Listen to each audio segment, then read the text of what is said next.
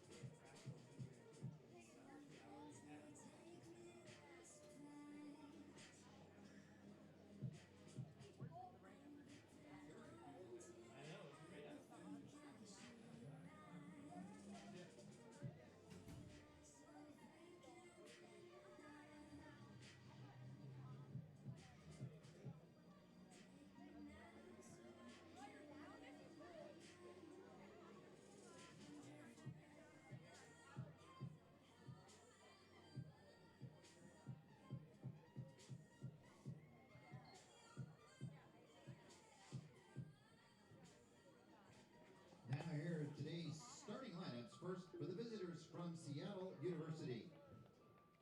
Leading off in center field is number 22, Gavin Rourke. Batting second, the shortstop, number 14, Julian Kudama. Batting third at first base, number 36, Shane Jamison. Batting fourth, the third baseman, number 35, Derek Gellos. Batting fifth, the designated hitter, number 7, Grant Heiser. Batting sixth in left field, number 10, Jackson Reed. Batting seventh in right field, number 11, Matt Brazenall. Batting eighth in catching, number 43, Andrew Haight. And batting ninth at second base, number 18, Dylan Gerard. The starting pitcher for the Red Hawks today is number 31, Jared Billick.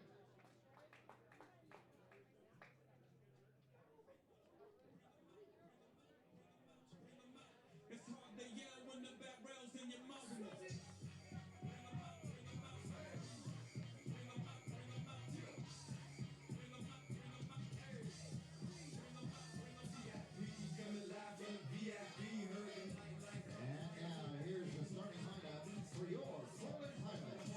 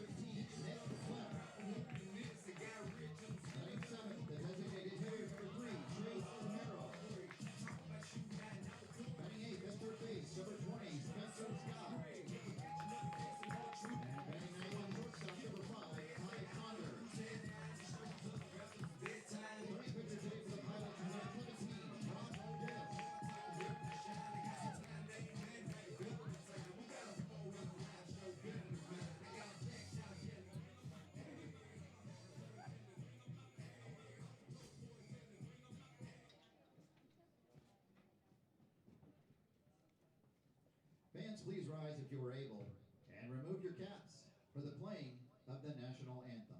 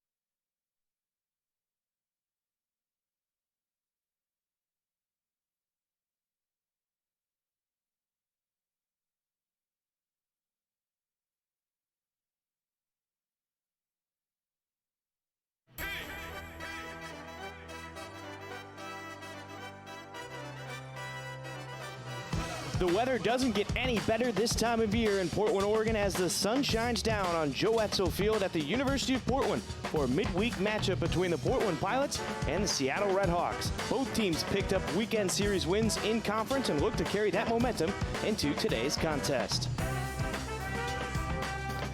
Welcome inside Joe Etzel Field. I'm Brian Slyke, and I'll have your call for today's game. Portland took the last two games of their series with BYU, and it's vaulted them up to a top 50 ranking nationally. Meanwhile, Seattle was picked last in conference and have surprised so far in taking series from New Mexico State and Sacramento State. On the mound today for Portland, it is Brock Gillis, a transfer from the University of Washington. A 1-1 record with a 7.88 ERA, making his sixth appearance, fifth start on the season. 16 innings thrown, giving up 21 hits, 14 earned runs, and 17 strikeouts to 9 walks. Let's get you the starting lineup for Seattle U. Batting first out in center field, it's Gavin Rourke. Julian Kodama will be the shortstop, batting second. Shane Jamison at first, batting third. Derek Gillis, the third baseman, batting fourth. Grant Heiser batting fifth. He's the DH. Jackson Reed out in the left field, batting sixth. Matt Boisenalt in right field, batting seventh. Andrew Haight behind the plate. And Dylan Gerard, the second baseman, will be batting ninth. And Jared Billick is the starting pitcher for Seattle U today. Right now, Seattle U comes in third in the WAC West Division standings. They were picked to finish last, but they have surprised quite a few people this season as Brock Gillis, the transfer from the University of Washington, brother of Brett Gillis, on the mound. 64 degrees here on the bluff. Virtually no sky or clouds in the skies. Ground ball to the right side. Picked up by Ben Pataxel and over to Brown at first in time. And yes, Pataxel is playing second today. Let's get you the starting lineup for Portland out in the field. Some changes in the outfield today. Scoro is going to be in left, Holcroft in center, and Henry Mensch is out in right. Spencer Scott's getting the start at third base. Saunders at short. Pataxel at second. Brown is at first for Portland as Gillis missing low and inside for ball one. It's 1-0.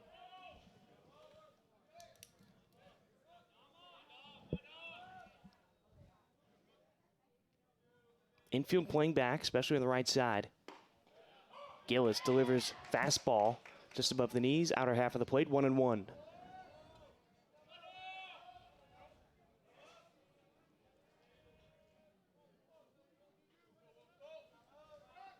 The 1-1. Off speed. Goes off far side of the plate. That'll make it 2-1. To start off, Julian Kodama. Kodama is senior, batting 167, making his 15th start on the season.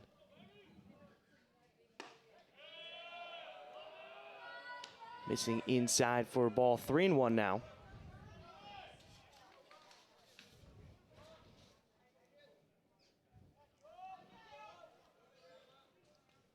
Wind blowing straight out, looking at the flag in center field.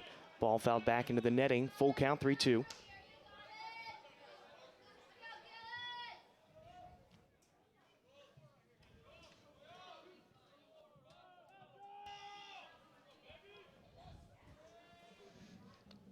Full count.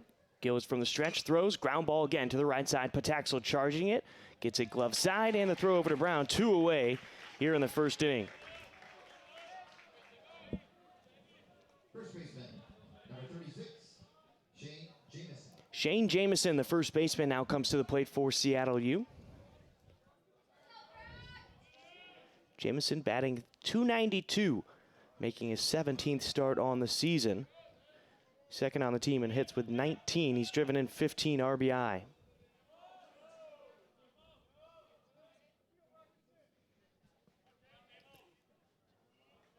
Scott, the third baseman, hugging that line over at third. Brown, the first baseman, off.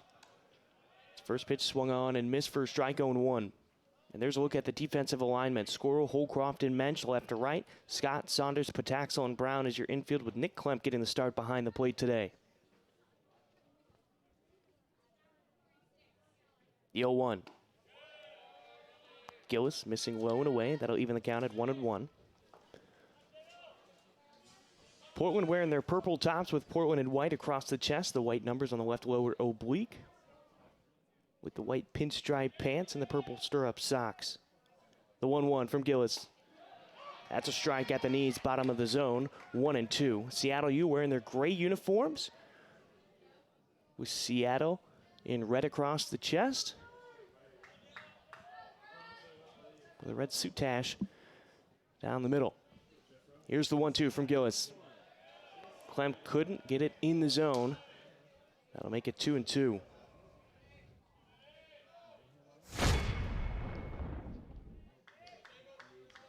See it in the left-handed batter's box.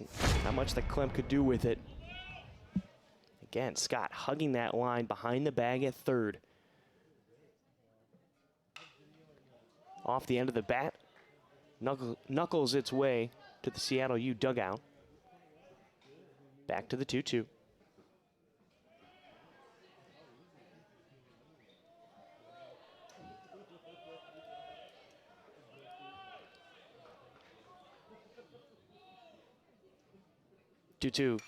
Fouled back into the netting again.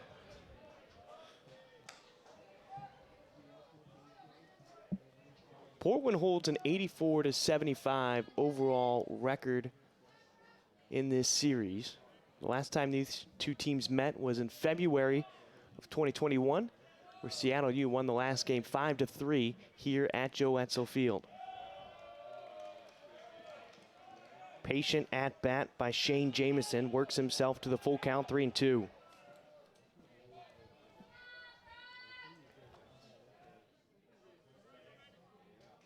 Infield playing back, Pataxel close to the bag at second. Line drive over the head of Sam Brown into right field. Mensch slides, makes the stop with his bare hand, pops right up and throws it into Pataxel, and that's a 2-out single for Shane Jamison.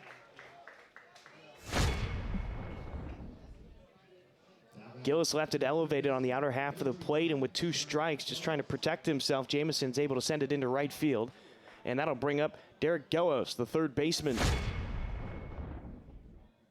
Gillis, a sophomore, hitting .369, making his 16th start on the season. He leads this team with 24 hits, as Gillis couldn't control that one in the right-handed batter's box for a ball, 1-0.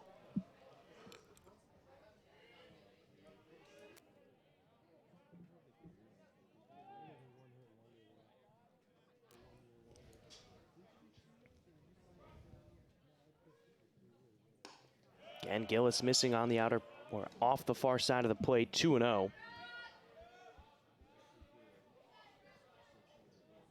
No movement from the outfield for Portland. Right field, Henry Mensch, though, playing deep, trying to keep the ball in front of him if it heads that way. Scott now retreats behind the bag at third. The throw inside and low, 3-0.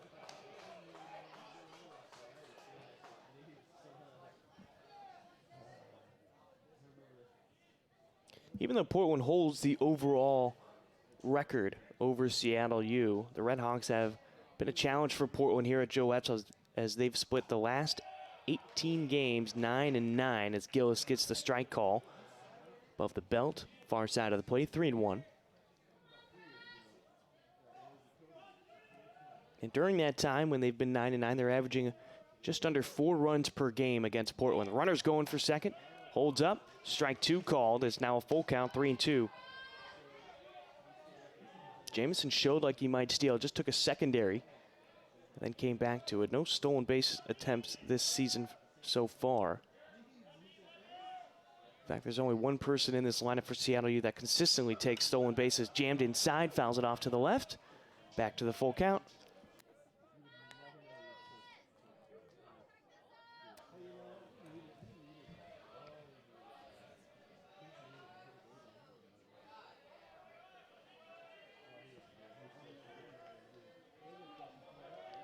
Seattle trying to get a 3-game win streak going. Be the first time this season. Full count, 3-2. Runners going inside for a ball. And after getting the first 2 batters on ground balls to Pataxel at second, it's a single and a walk with 2 outs, and that'll bring up Grant Heiser.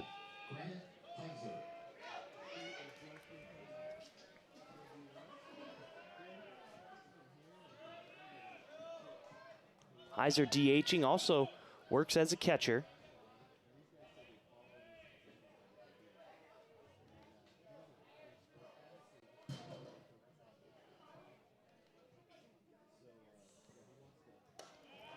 Breaking ball stays high above the letters. It'll start out 1-0 on Heiser.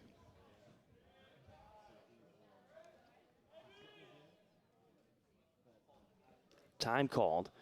Coach Lambert will meet with the infield on the mound. And with 2 outs right here, there's not much you really have to do. Try to induce a ground ball. Trust the defense behind you. Gillis has gotten into some trouble this season. Again, 14 earned runs, 21 hits, and only 16 innings of work. And right now he's got 2 runners on with 2 outs here, top of the first.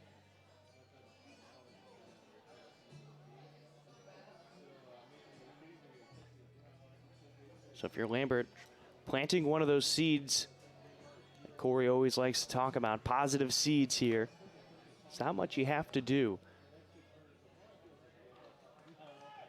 No need to focus on the runner over at first.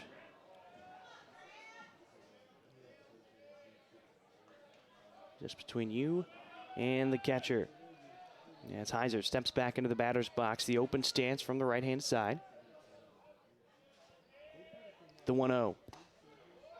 Klemp, the back pick over to first. Back safely is Gellos. Strike called, it's 1-1. Heiser was originally born in Beaverton, but went to school in Washington. He went to Camas High School. 3-time letter winner there for the Papermakers. Swings at a breaking ball from Gillis, now behind in the count, 1-2.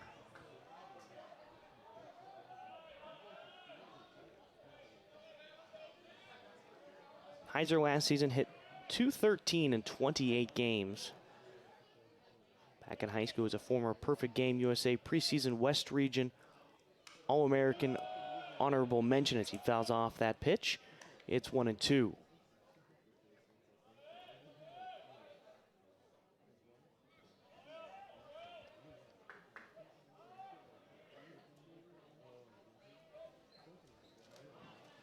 Still top of the first inning here. Gillis looking back at Jamison on second. Another look. And Heiser goes down with a strikeout on a high fastball. So Gillis, not worried about the runners on first and second, gets out of a mini jam here in the first inning. We head to the bottom of the first. Scoro, Holcroft, and Pataxel due up for the Pilots when we return on the WCC Network.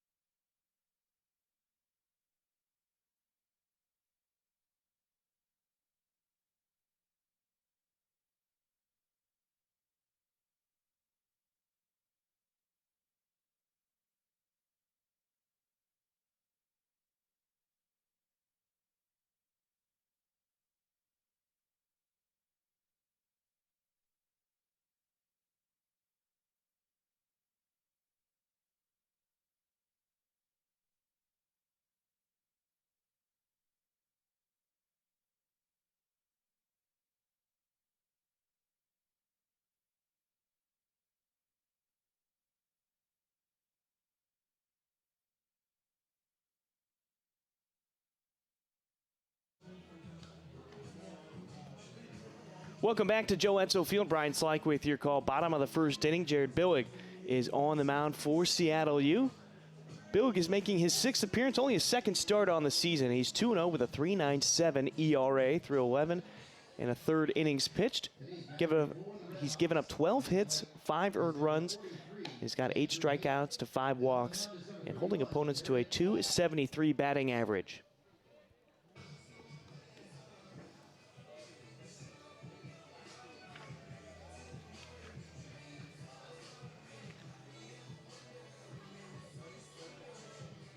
Billig last season did not pitch against Portland.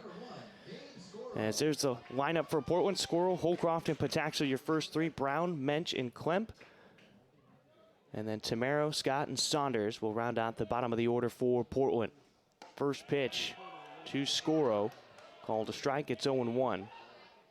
Bit of a different setup for the infield. The left side of the infield looks normal for Seattle U, but the right side of the infield, the first baseman is in between where first and second would be playing. Squirrel sends a fly ball down the right field line. It'll go onto the right field berm on the other side of the Seattle U bullpen. It's 0-2.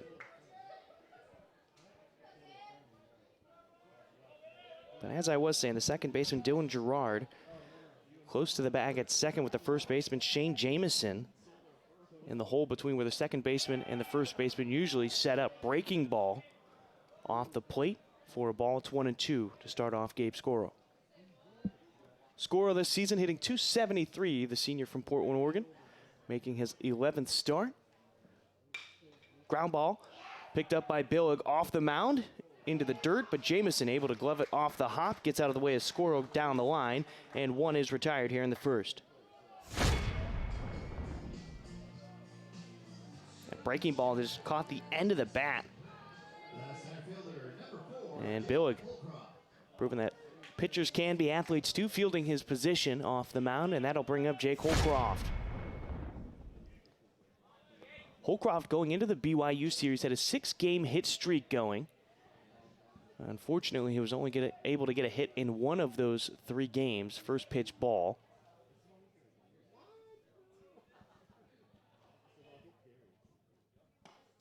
High on Holcroft, it's 2-0. Let's get to the defensive lineup for Seattle U. Jackson Reed, Gavin Rourke, and Matt Boisenall will be your outfield. Derek Gellos, Julian Kodama, Dylan Gerard, and Shane Jamison are your infield, with Andrew Haight behind the plate. The 2-0. Holcroft thought about it, didn't pull the trigger. It's 2-1 after that strike at the knees.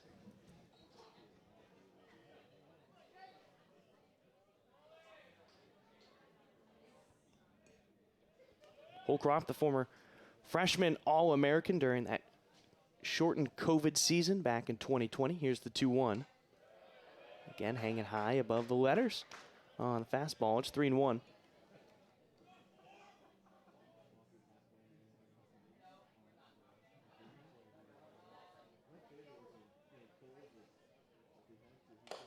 Holcroft chasing the high pitch that would have been ball 4 now. He's got a full count, 3-2.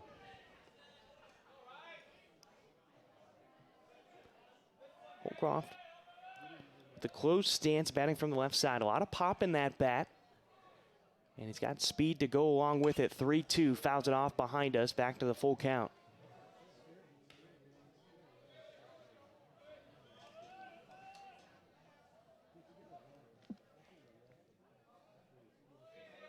Holcroft hitting .338 on the season. As he takes ball 4, gets himself on with a walk.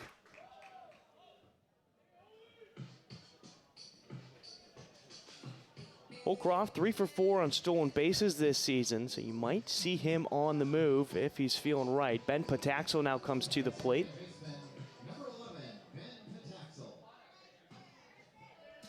Sophomore from Renton, Washington, hitting a team best .364 on the season. He's making a 17th start. Bunted. Billig, didn't field it at first. It was the third baseman, Derek Gellos, who called him off. But Holcroft moves up to second.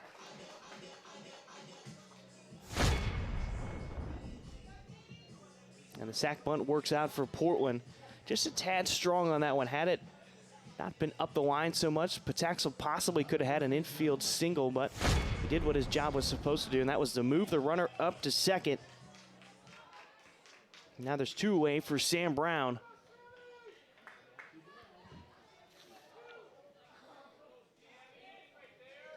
Brown had 2 home runs in that series against BYU. And he's now tied for the team high with 3 home runs. First pitch, breaking ball in the dirt.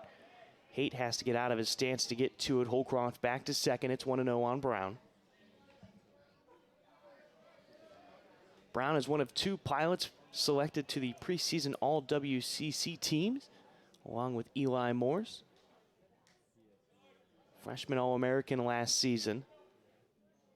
Stepped in to replace Trace Tamero, who missed most of the year with a back injury. Ground ball up the middle, and a diving stop made by Gerard. Pops up the throw over to first, gets away from the first baseman, Jamison. Holcroft is going to come home, and he makes it in safely. And the Pilots have a 1-0 lead thanks to the throwing error from the second baseman, Gerard.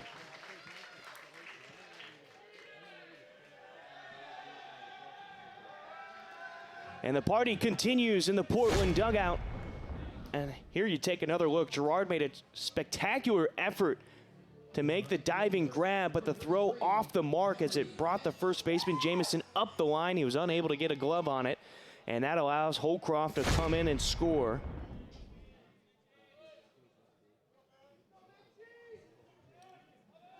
So 1-0 lead right now for Portland.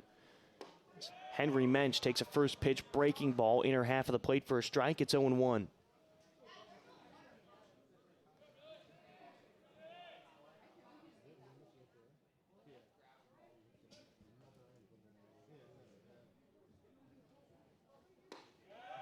Breaking ball on the outer half of the plate.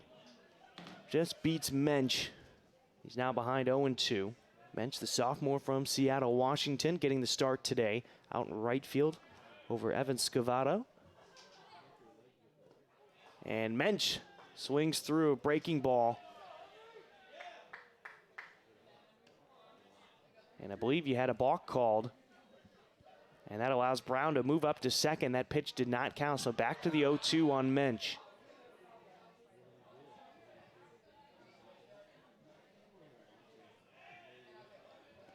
Mensch, if he puts the ball in play here, might have a chance to get Brown if he singles to get in. And Mensch goes down with a strikeout. That'll strand Brown over at second and end the Pilots' half of the first inning. But the Pilots score first. They lead 1-0 thanks to an error from the second baseman, Gerard. As we head to the second inning, Jackson Reed, Matt Boisenald, and Andrew Haight due up when we return.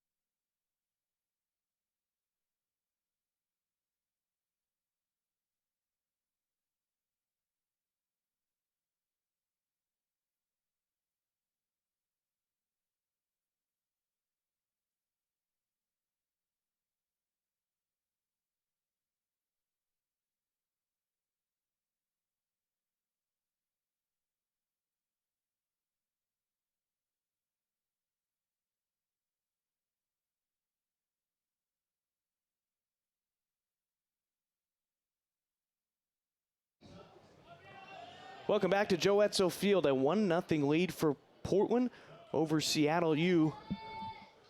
As we start the second inning, up at the plate right now is Jackson Reed, the left fielder for Seattle U. First pitch from Gillis is a strike at the knees, inner part of the plate. It's 0-1.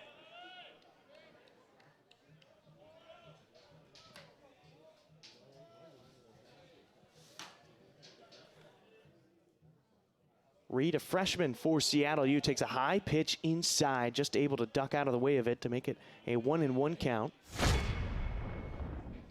As another look at it. High cheese. Reed, just a freshman from Boise, Idaho. Takes the 1-1 off speed, low out of the zone, makes it 2-1.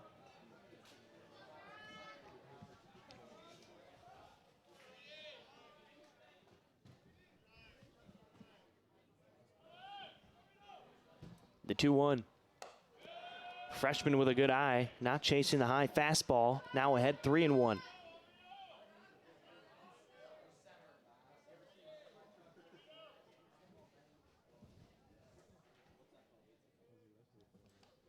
And that plunked him. That is the 6th batter that Gillis has hit this season as the freshman moves up to first.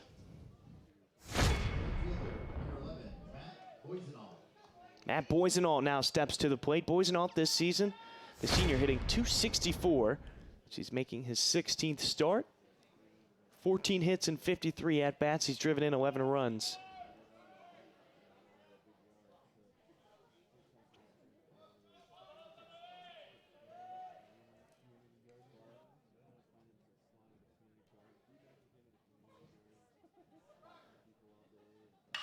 Boisenalt drives one into left field. This one is going to drop. One hopper off the wall, fielded by Scoro. Moving up to third and stopping is the freshman Jackson Reed. And it's a double for Matt Boisenalt. And right now, Seattle U is in the driver's seat with 2 runners on in scoring position and no outs. Portland is in trouble. Andrew Haight now comes to the plate. Haight this season, batting .083, only 1 hit in 12 at-bats. He's only making his 9th appearance on the season. Corner infielders pulled in Brown and Scott. Gillis missing low and away on a fastball. It's 1-0.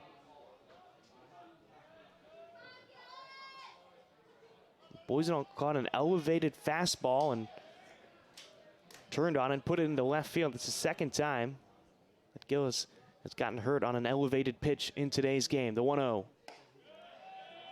Breaking ball high and inside. It's 2-0.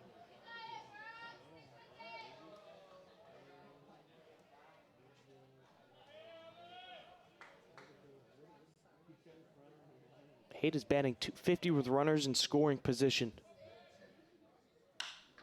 Here's a high fly ball into center field. Holcroft is dropping back. He's behind it now. He'll make the catch for the first out. Comes up throwing towards third.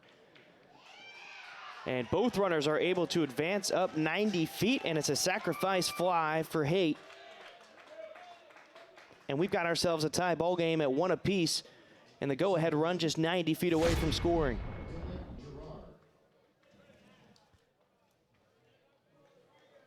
And now the second baseman, Dylan Gerard, comes to the plate. Gerard hitting .333. He's got 6 hits on 18 at-bats this season. Again, the corner infielders for Portland drawing in. Slider from Gillis for a strike. It's 0-1.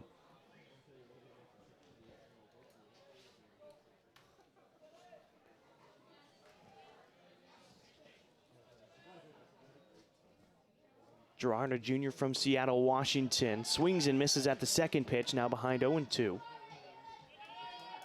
Only 1 RBI on the season. That first run that scored was Jackson Reed, who was hit by a pitch. Chopper to the left side, fielded by Spencer Scott. He's going to come home with it, and now we've got to run down the third baseline. Klemp, the throw that hits the runner, and it's going to go into shallow left field. And Gerard, taking advantage of that pickle down the third baseline, moves up to second. So no out recorded. Runners at second and third, and here's another look at the play. The right idea from Scott. He had plenty of time to get it down to the catcher, Klemp, behind the plate. But the throw from Klemp to Ty Saunders was off the mark and hit the runner, Boisenalt.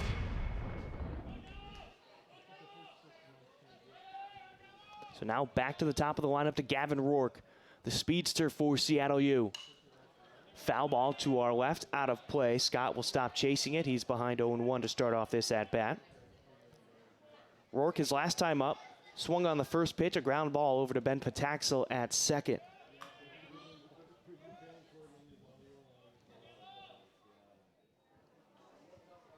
Boysenald at third, Gerard at second. Here comes the pitch, high, above the shoulders. That'll even the count at 1-1.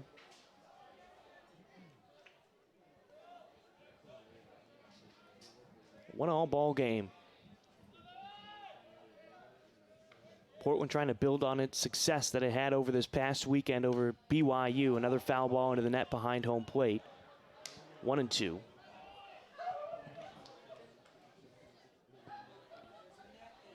Portland ranked in the top 50 nationally as they came in at number 49 in this week's votes.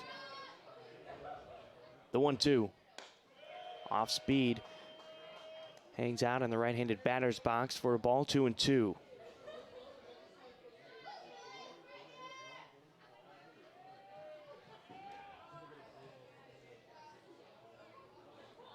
Runners on second and third. Only one out here.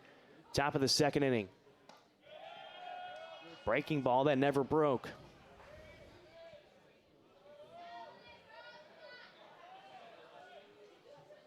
Full count, 3-2.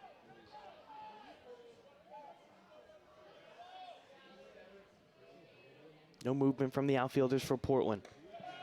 And that's a walk from Gillis. And now the bases are loaded with only one out for Julian Kodama, who grounded out to second last time to Ben Pataxel. Now this infield certainly capable of turning a 2-ball. And if you can get a ground ball, you might be able to get that. Fly ball possibly brings in one with a sac fly for Seattle U. But if you're Seattle, you want to get this ball in play. Increase your chances of scoring and taking the lead. First pitch to Kodama, fouled off to our left, out of play. 0-1 to start out.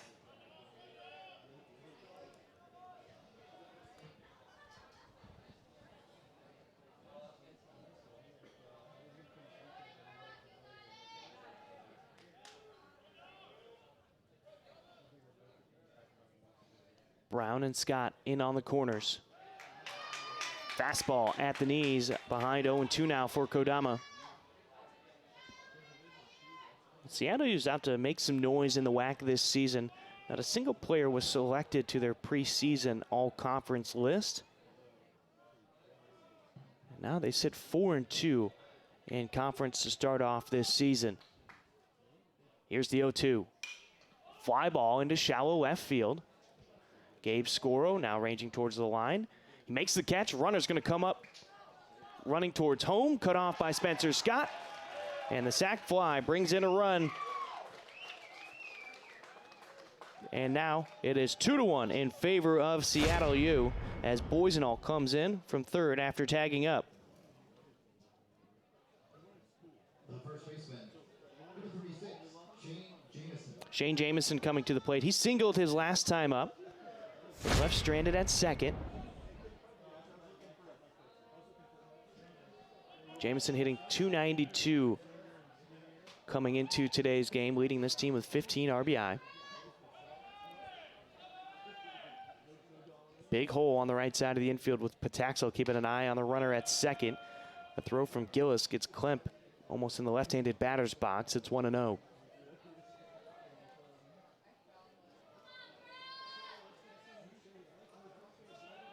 Fans have come out today. It's gorgeous here on the bluff.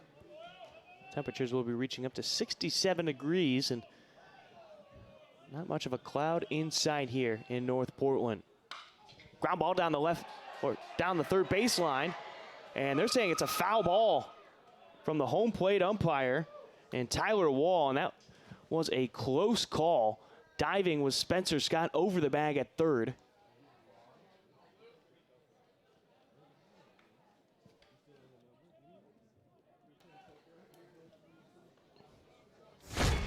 Let's take a look at the replay.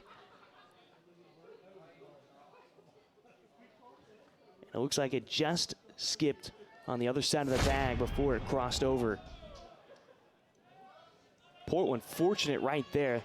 That one was called a foul ball, so the 1-1 count. Runners on first and second for Seattle. Infield playing back, breaking ball, inner half of the plate, falls in there for a strike. It's 1-2. Jamison wanting an explanation of what that was.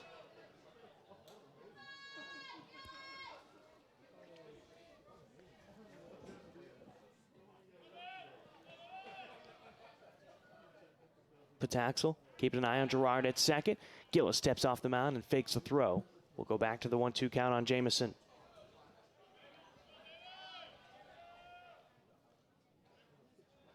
Two runs have come in to score here in the second inning, both of them on sacrifice flies for Seattle U. Breaking ball with a late break, evening the count at 2-2.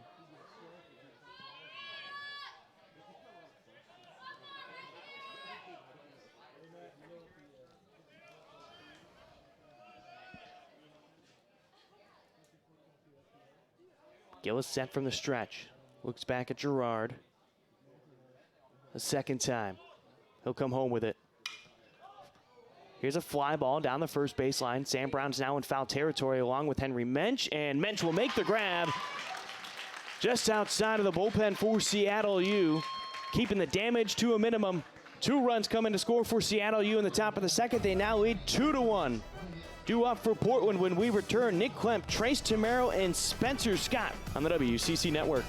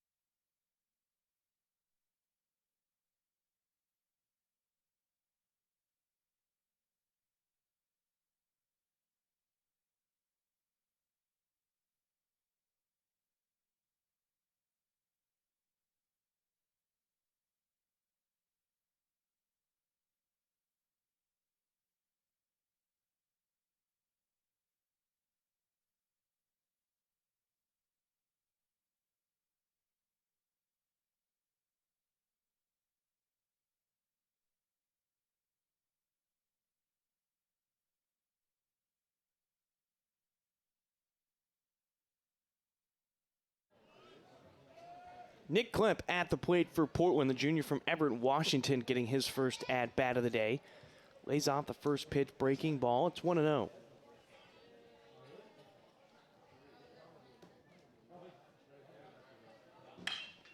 Ground ball to the left side, underneath the glove of Julian Kodama at short. And Klemp has himself a single to start off the bottom of the second inning.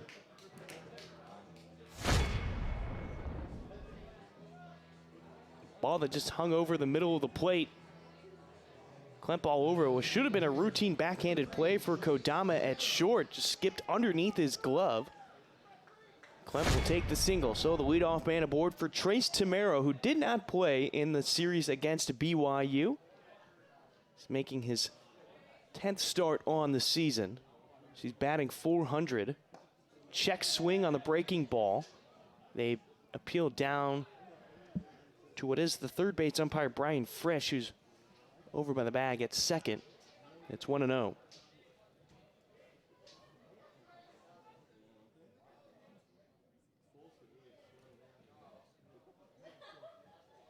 Tamero, the open stance, batting from the left side. Another breaking ball. This time it is in there for a strike, 1-1. Tamero has a lot of raw power.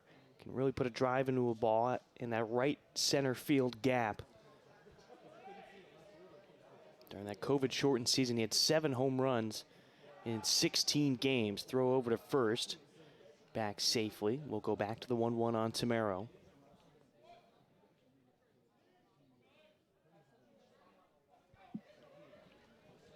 Klemp is 2 for 2 on stolen bases this season, but he's only about 6 feet off the bag right now. Check swing, and the catcher can't find it. Eventually Haight able to find it out in front of the plate. No movement from Klemp over at first. Oh, to the 2-1 count.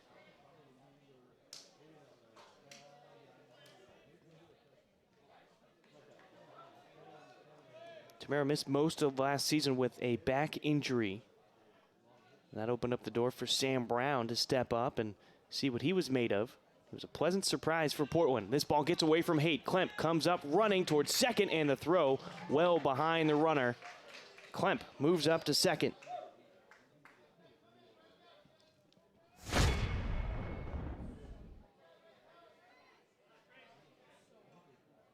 Just some movement on that ball. Seemed that Haight, the catcher, couldn't close the glove quick enough, and it popped out. So 3-1 on Tamero, with the runner now in scoring position. Right side of the infield playing back, almost on the outfield grass. Fastball low, and that's ball 4 issued to Tamero. First 2 batters are aboard for Portland for Spencer Scott, today's third baseman.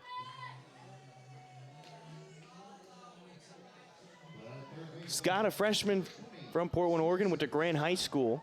He's hitting .238 in what is only his 6th start of the season. 5 hits and 21 at-bats. He's also driven in 2 runs this season. Talking with some of the players and coaches, very high on this young man for Portland. Pataxel's your everyday starting third baseman. But with Pataxel starting at second, it gives Spencer Scott an opportunity to get a start at third as he squares to bunt, pulls it back for a ball, 1-1.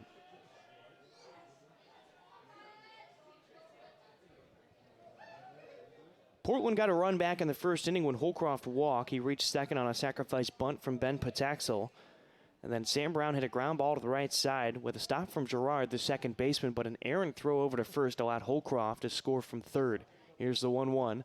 Breaking ball for a strike. Scott behind 1-2.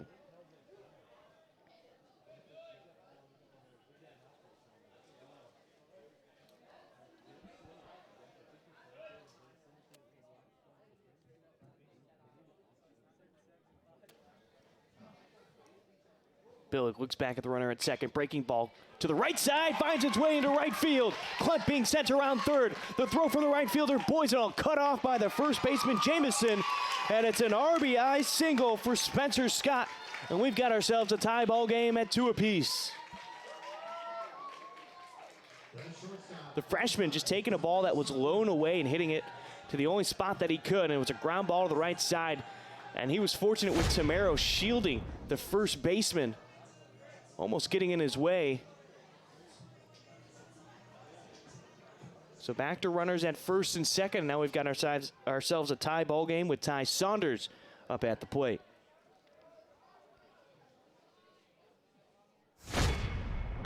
Saunders rips one foul. It's going to go left beyond the hitting facility for Portland, 0-1.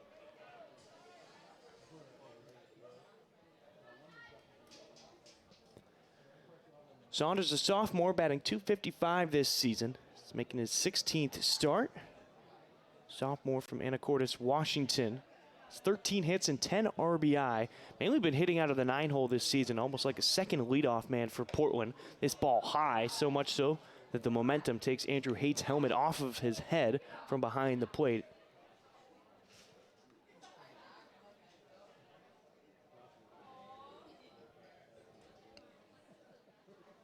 Saunders has done a fantastic job out in the field replacing Chad Stevens, former All-WCC selection, and 11th round draft pick of the Houston Astros, as this ball jammed inside, fouls off down the first baseline for a strike, 1-2.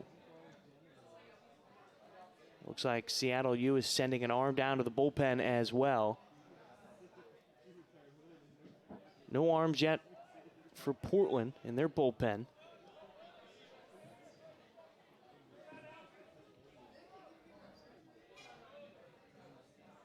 Looks back at Tamero. Big secondary. Saunders torches one into left field. It's a two-hopper to the left fielder, Reed. Tamero sent home from third. Reed's throw is going to be cut off.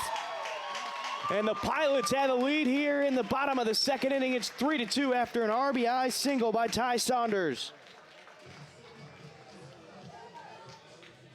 And the timely hitting by Portland gives them back the lead, and the party continues in the dugout.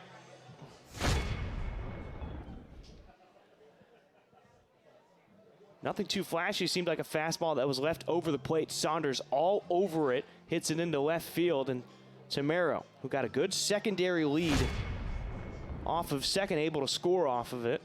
And now we've got a meeting on the mound.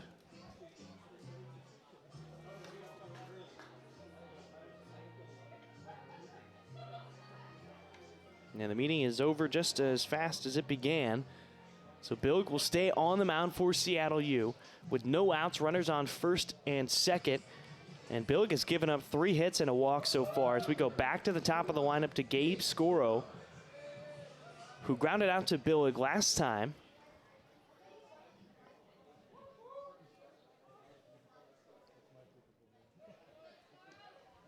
Clem started this inning off with a single. Tamero walked. Spencer Scott had the RBI single into right field, and then Ty Saunders just had an RBI single into left. Gabe Scoro golfs one into left. Reed is near the warning track, and it bounces off the wall. Scott rounds third. Saunders is on his horse. He's held up at third, and the ball is cut off by Seattle U, and an RBI double for Gabe Scoro, the professional hitter. And the lead is now 4-2 in favor of Portland. A breaking ball that stayed right in the zone for Scoro.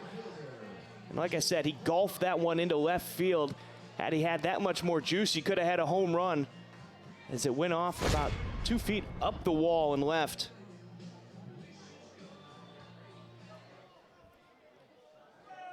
So now Holcroft has a chance to join this hit parade,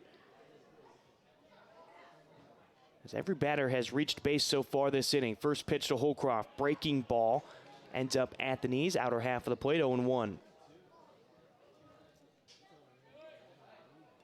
3 runs have come in to score for Portland here in the second. Saunders now over at third, and Scoro at second. Holcroft sends a ball into center field. Rourke is near the warning track. He's at the wall. He'll make the catch going up against the fence. Tagging up and scoring, it's going to be Ty Saunders, and moving up to third is Gabe Scoro, so a sac fly for Holcroft. Pushing that lead again for Portland. It's now 5-2.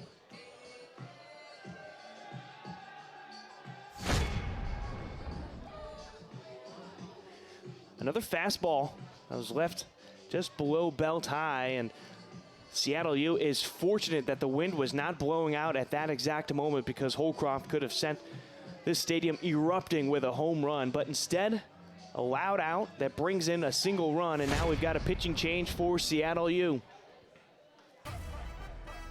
We'll let you know who the new arm is when we return on the WCC Network. It's a 5-2 lead for Portland in the bottom of the second inning. Runner on third and 1 out.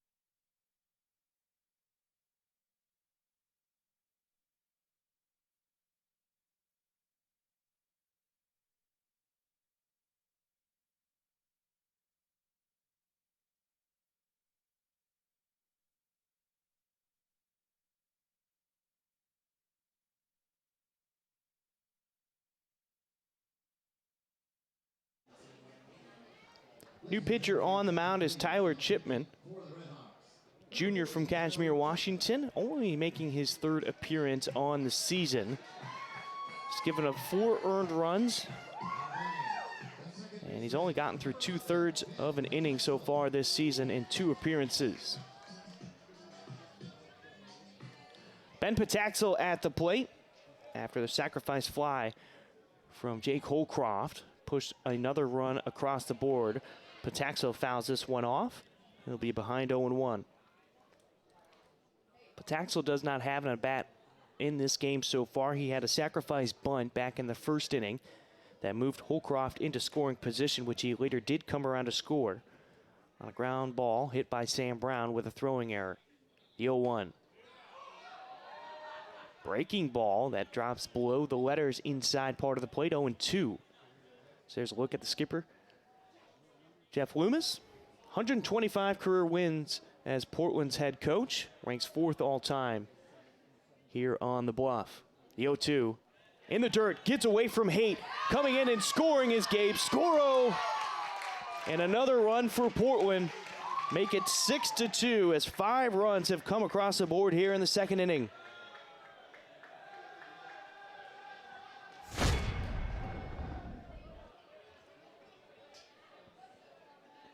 And it's been relatively tough for Andrew Haight behind the plate. A couple of balls have popped out of his glove, and that one bounces away from him. So here's the 1-2 to Pataxel with empty bases now. Goes for a ball. It'll be 1-2 now on Pataxel.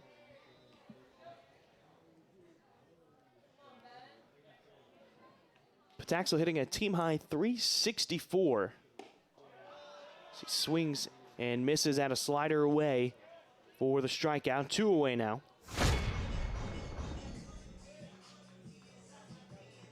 Excellent pitch from Tyler Chipman. Sam Brown now to the plate. Brown reached on what they considered an infield single the last time up and moved up to second on a throw from Gerard that got past the first baseman. Fly ball down the left field line. It's going to go on top of the hitting facility for Portland. So a long strike, 0-1.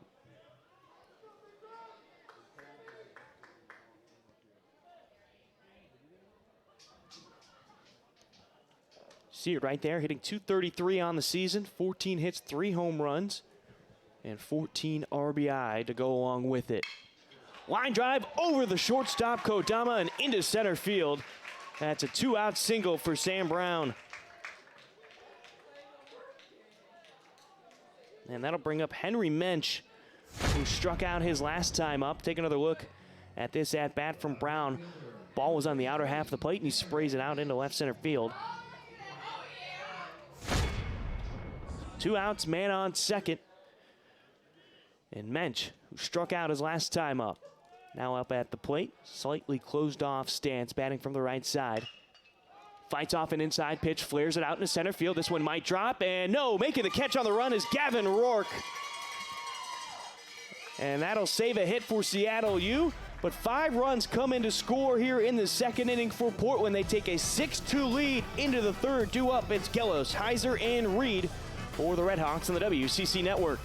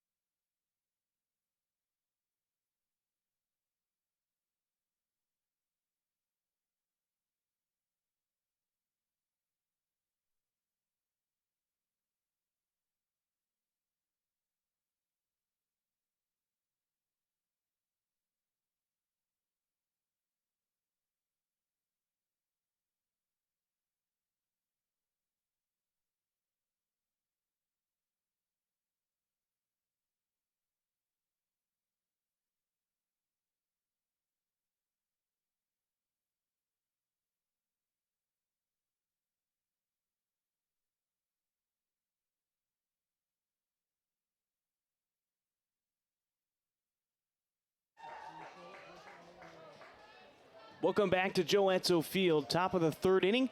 Portland with a 6-2 lead after an explosive 5-run bottom of the second inning. To give them back that lead after they gave up their 1-0 lead in the top half of the second inning. First pitch called a ball to Derek Gellos. It'll be 1-0.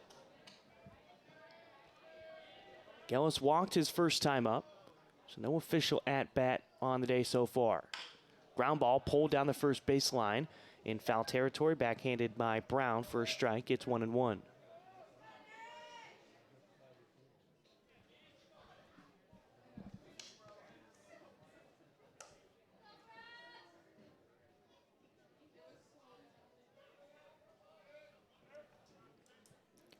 Well, last season, Seattle U took 2 of 3 from Portland to start out the 2021 campaign as Gellos takes a ball near the feet. That'll make it 2-1. Seattle won game 1 5-4, and they took game 3 5-3. Portland won the one in between 7-0. But again, that was well over a year ago, last February of 2021. The 2-1. Ball hit into right center field. Coming in is Mensch, and he makes the catch on the run in right center field. And there's one away to start off the third.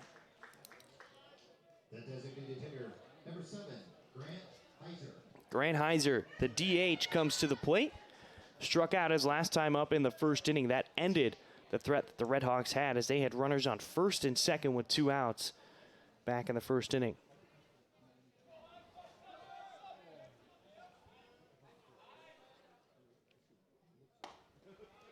First pitch from Gillis, fastball away for a ball. It's 1-0.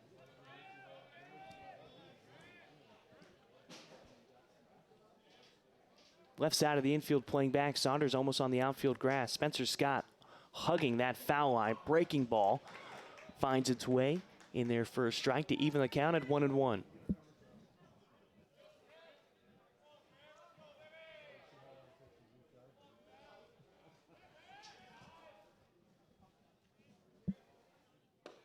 Heiser chasing and coming up empty. Now behind 1-2. It seems more and more fans continue to file in here at Joe Etzel Field on this gorgeous Tuesday afternoon here in North Portland. The 1-2 from Gillis. Heiser frozen up for a strikeout. Second K on Heiser today. And there's 2 away here in the top of the third, and that brings up Jackson Reed. And give credit to Nick Klemp there, too. The small frame job to get that call, and now there's 2 away.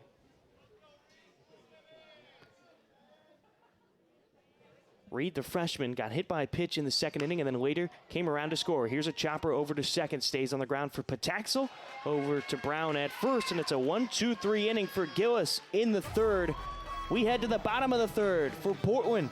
2 up, it's Klemp, Tamero, and Scott on the WCC Network.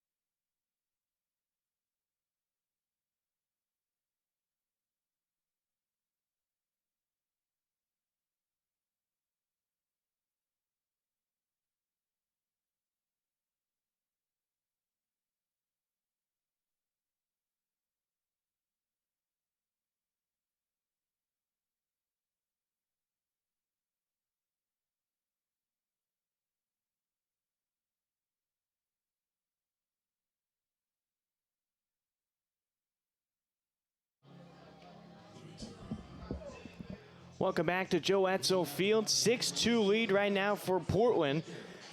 As Nick Klemp steps to the plate, he's the man who got it all started back in the second inning for Portland. And he looks to continue that magic here in the bottom of the third. As Tyler Chipman back on the mound. One pitch, one swing, one out in the right field, a fly ball. And there's already one away to start off the bottom of the third. Now up, it's Trace Tamero. He walked his last time up and came around to score thanks to Ty Saunders. Well, Tyler Chipman, he replaced Jared Billick, who only got through an inning and a third on 35 pitches. He gave up 5 hits, 6 runs, 5 of those were earned. Go with 2 walks and a strikeout. So the open stance for Tamero in the left-handed batter's box. Lays off the first pitch that was in the right-handed batter's box. It's 1-0.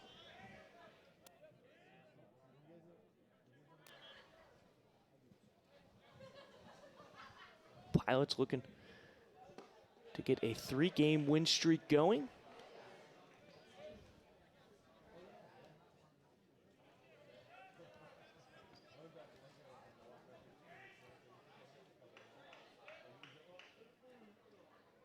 Which would be their third 3-game win streak of the season, as a strike finally called on Tamero. It's 2-1.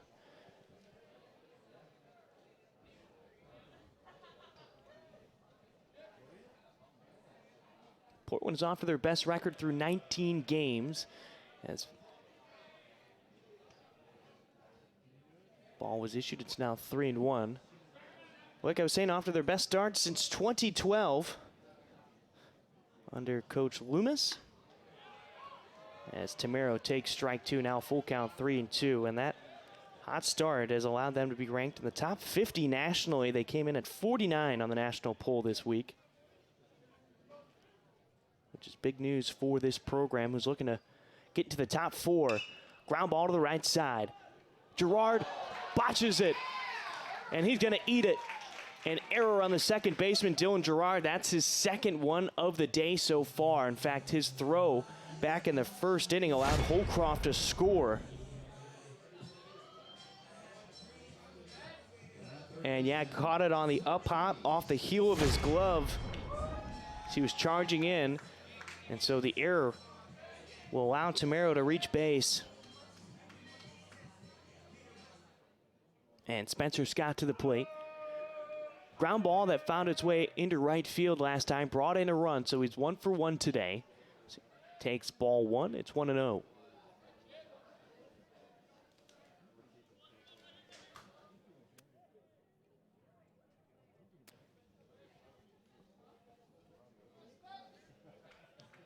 Small lead for Tamero over at first. Not a huge threat to run, and Spencer Scott turns on one and puts it into left field. 1-out single for the freshman. He's 2 for 2 today. Tamero moves up to second, and that'll bring up Ty Saunders.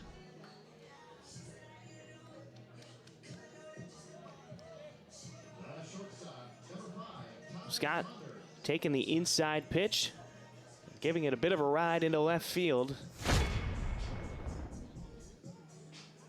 And now Portland with another chance to add on some more runs here in the third inning with only 1 out. And Ty Saunders at the plate. Last time up had an RBI single into left field as he was batting from the right side. Now he squares to bunt. He fouls it off for a strike. It's 0-1. Almost looked like he was... Oh, they're saying he pulled it back just in time. So 1-0. Start off Saunders.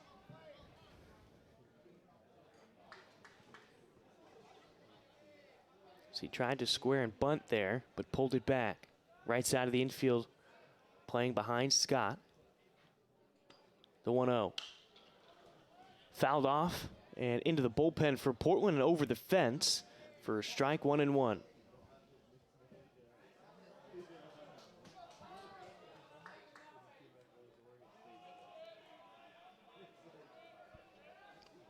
Saunders hitting .360 with runners in scoring position this season, .269 overall. The 1-1. Swings through a fastball. Now behind in the count, 1-2.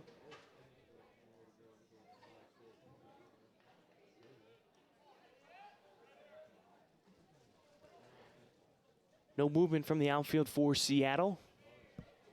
Flag out in center field, no movement either. We've been flirting with winds that get up to 8 miles an hour today. High fly ball into right field. Boisenault is in front of the warning track. He will make the catch in the shadows. Tagging up from second and moving over to third is Trace Tamero. So allowed out for Saunders. And runners on the corners for Portland as we go back to the top of the lineup to Gabe Scoro, who doubled in a run his last time up. Andrew Haight out in front of home plate to give the signal to the infield.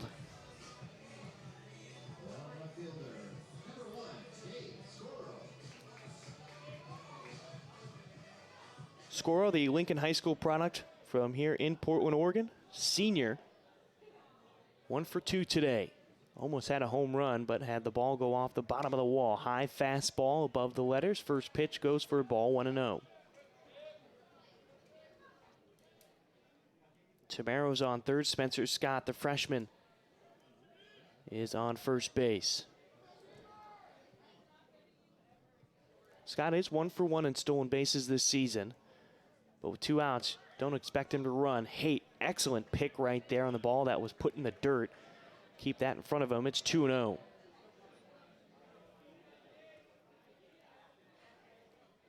Portland at this moment is hitting .467 today. 7 hits on 15 at-bats. And they're 5 for 9 with runners in scoring position. Foul ball off to our right. First strike to Scoro. It'll be 2-1. Holcroft is on deck. Another dangerous hitter for Portland. It just seems like there's not an easy spot in this lineup for opposing teams.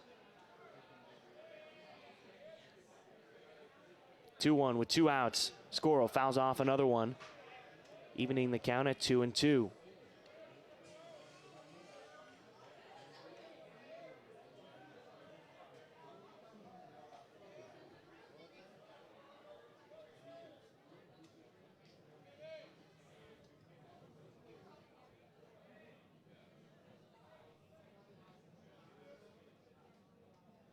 The 2-2. Scott's going for second. Haight, the throw. Takes the man off the bag. And the the second baseman, Dylan Gerard, brought him on the third base side of the bag. So no tag could be applied on Spencer Scott.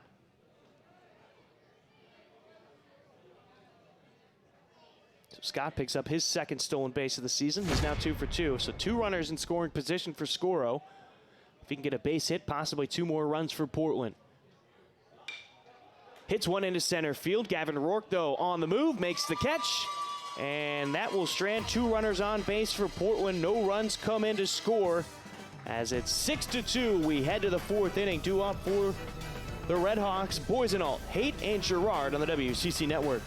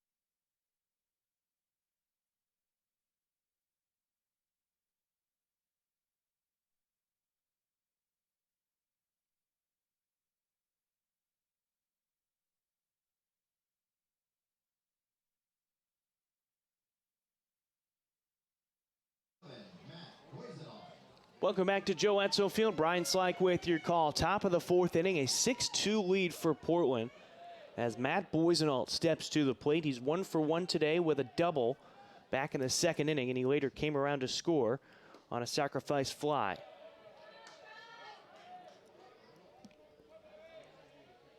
First pitch from Gillis for a ball. It's 1-0. Infield for Portland playing back middle infielders in Saunders and Pataxel almost on the outfield grass. As a breaking ball in there for a strike, 1-1. Again, not a single cloud in sight right now here on the bluff in North Portland. Sunny skies to go along with 65-degree weather. Boisenalt chases on the low pitch, now behind 1-2.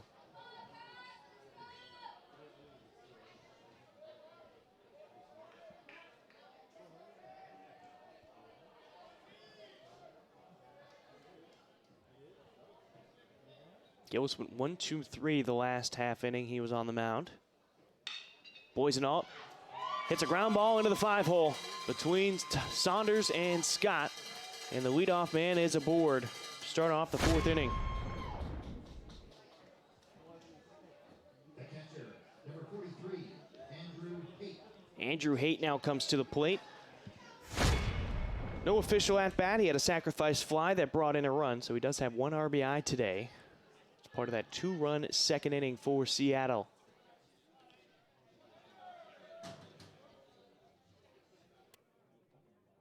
Spencer Scott even with the bag at 3rd, almost on the infield grass. First pitch to Haight, breaking ball, far side of the plate for a strike, 0-1.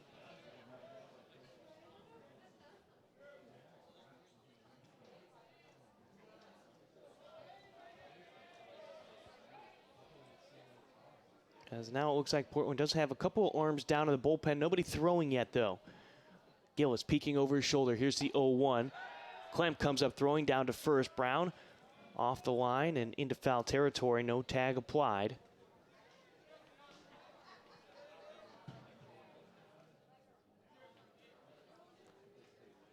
Looks to be Joey Gartrell standing in the bullpen for Portland right now. The 1-1. Found its way into the zone on the outer half of the plate, 1-2.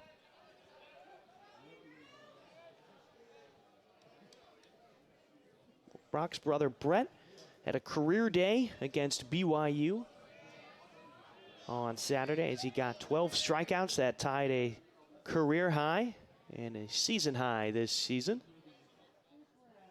The 1-2. Punched out.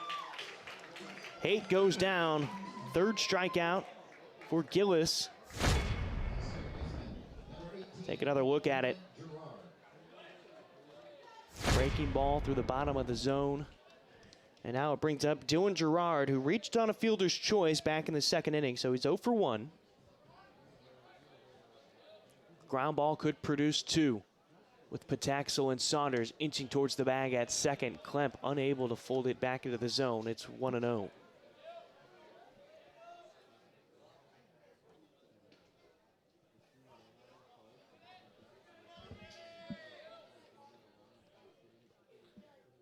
The 1-0, Gillis peeking over his shoulder from the stretch, comes home, finds its way at the knees on the bottom of the zone. It's 1-1.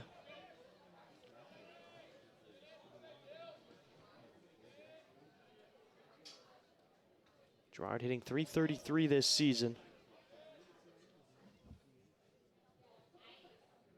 The 1-1, fouled off for another strike, 1-2. Gerard only making his 5th start this season, making his 8th appearance overall. 6 hits and 18 at-bats to go along with 7 strikeouts. Here's the 1-2. Make it 8 strikeouts now on the season for Gerard, and there's 2 outs in the 4th inning. And we go back to the top of the lineup to Gavin Rourke, who's 0 for 1 today with a ground out to 2nd, and then he walked in the 2nd inning where he was left stranded over at 1st.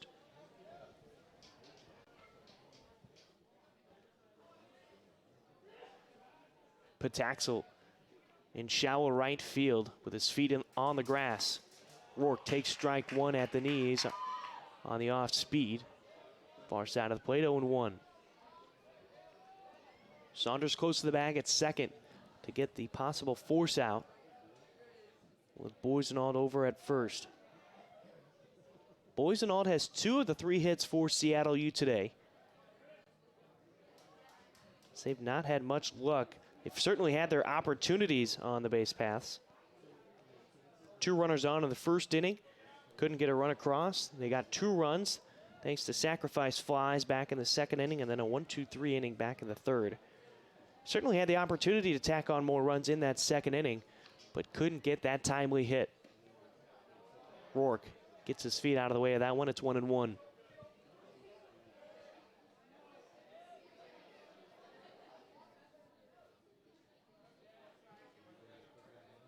Klemp looking over at the dugout. Getting the call from Coach Lambert.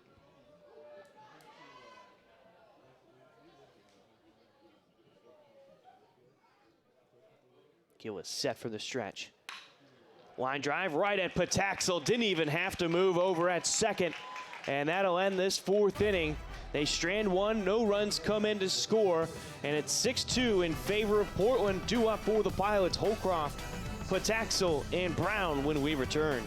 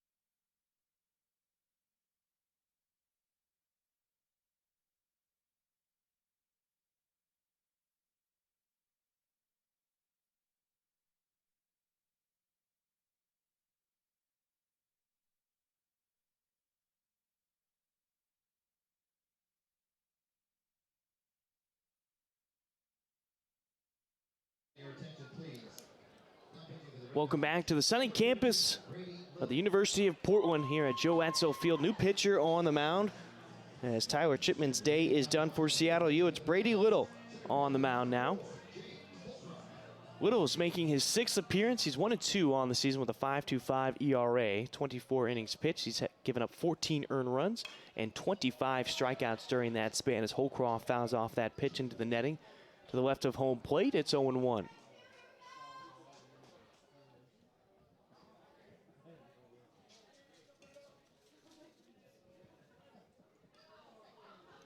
Little is from Issaquah, Washington. Holcroft, ground ball to the right side, backhanded by Jamison, the first baseman. The flip over to Little, and they got him a half step over Holcroft on a bang-bang play over at first, but a terrific stop by the first baseman, Shane Jamison. Have another look at it.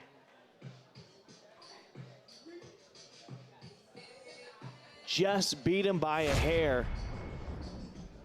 And so Holcroft retired to start off the 4th. Ben Pataxel now comes to the plate. He's 0 for 1 today, a sacrifice bunt in the first, and he struck out in the second for the second out.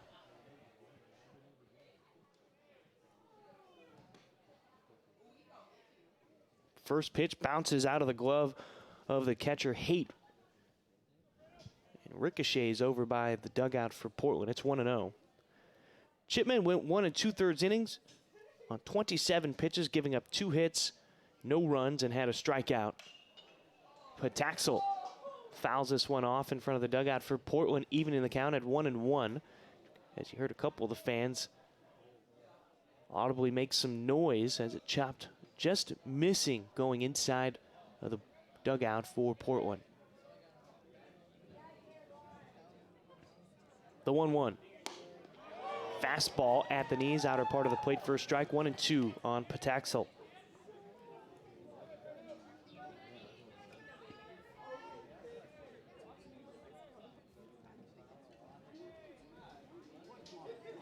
No movement from the outfield for Seattle, and that one looked like it caught Pataxel. It did. So he gets hit by the pitch. He'll head over to first. First man is aboard for Portland here in the fourth, and that'll bring up Sam Brown. See if we can catch where it caught him. Looked like it was near the shoulder, upper arm area. Number 2, Sam Brown. But Pataxel wears it and is now over at first. And Brown stepping to the plate, hitting .258 on the season.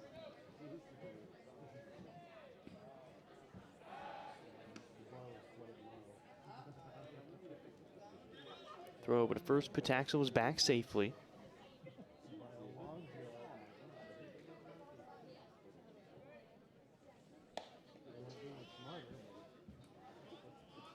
Brown is 2 for 2 today.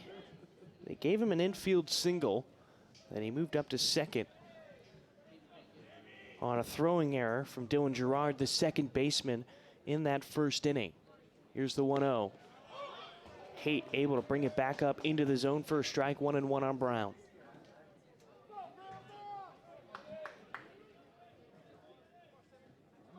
And with the sun shining down, the stadium lights have actually popped on here at 5:22 p.m. Not a cloud in sight. Fly ball down the left field line. It's going to go foul. Looks like it's going on top of the hitting facility. It does, and it'll roll back into the field of play for a strike. 1-2 on Brown.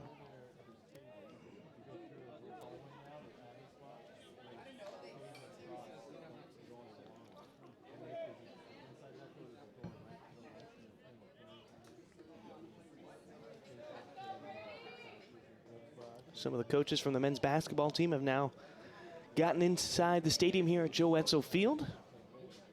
That's something we've seen a lot of over the last season, plus starting last year. You could have minimal fans. You'd get the occasional athlete in here, but now with the stadium fully open for everybody, you see a lot of the athletes come and support this baseball team. Here's the 1-2, and hit out in the left field for Sam Brown. A one-out single. And now there's a runner in scoring position, 2 on for Portland for Henry Mensch.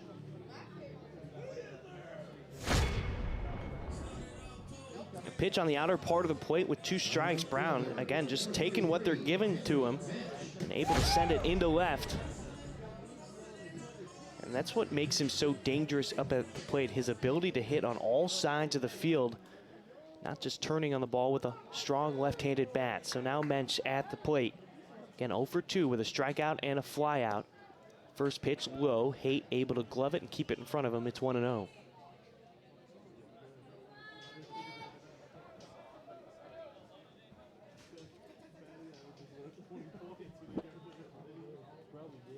But as for teams supporting each other here on the bluff, as the 1-0. Mensch swings through it, now evening the count at 1-1. We've seen men's and women's basketball in attendance, volleyball, seen soccer in attendance as well. It's also just an easy way to get out into the sun here on the bluff. The 1-1. Mensch takes strike 2. Fastball below the belt, outer half of the plate, 1-2. Mensch is hitting .333 with runners in scoring position. He's looking for his 7th hit on the year. He's got 5 RBI. The 1-2. Check swing. They appeal down to the first base umpire, Jim Courtney.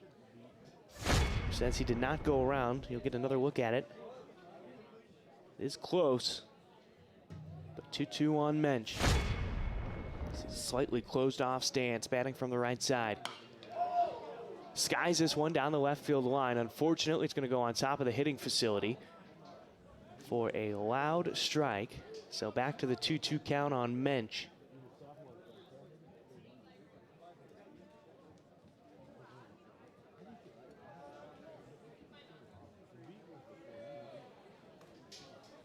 Bench has an opportunity to tack on another run. Infield playing back for Seattle. Except for the first baseman, Shane Jamison. He's well off the line at first. Ball turned on and foul. As Brett Gillis chases it down the bullpen wall for Portland. Back to the 2-2. Defensively, no changes for Seattle. In the outfield, Jackson Reed, Gavin Rourke, Matt Boisenalt. That's from left to right. The infield, left to right, Derek Gillis, Julian Kodama, Dylan Gerard, and Shane Jamison, with Andrew Haight behind the plate. Mensch launches another ball foul. If he can just straighten that out, he might be in business, but back to the 2-2.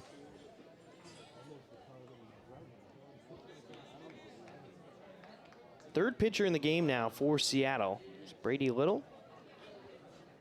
Jared Billick went through 1.1 innings of work. Tyler Chipman went through 1.2 innings of work. Mensch, high pop-up, this time on the right side. It will go out of play.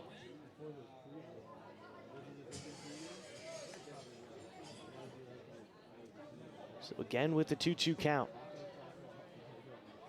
With the young man from Everett, Washington. Correction, Seattle. 2-2, good eye. Is that one low? Almost in the dirt. Now working with a full count, 3-2.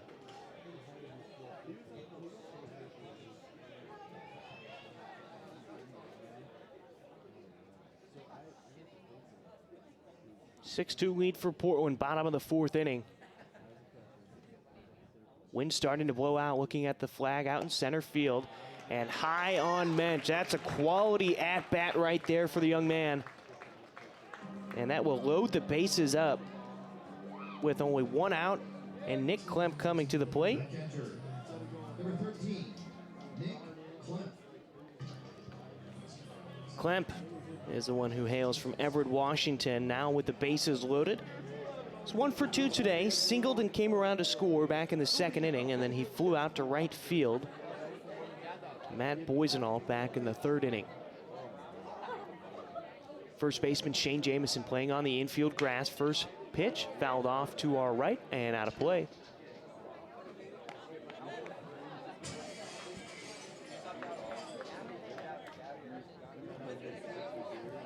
Pataxel's over at third. Brown is at second.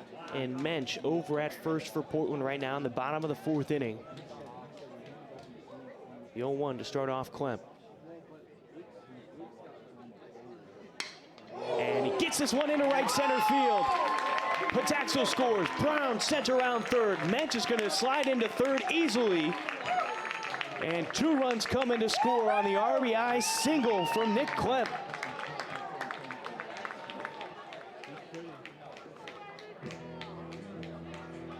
And the Pilots have just been so patient at the plate today. Mensch taking a couple extra hacks, works himself on with a walk. And that allows Klemp to get to the plate and deliver a 2 RBI single into right center field. And that means Brady Little's day is done. We've got a pitching change for Seattle U here at Joe Edsall Field. We'll be right back on the WCC Network. 8-2 in favor of Portland in the bottom of the fourth inning.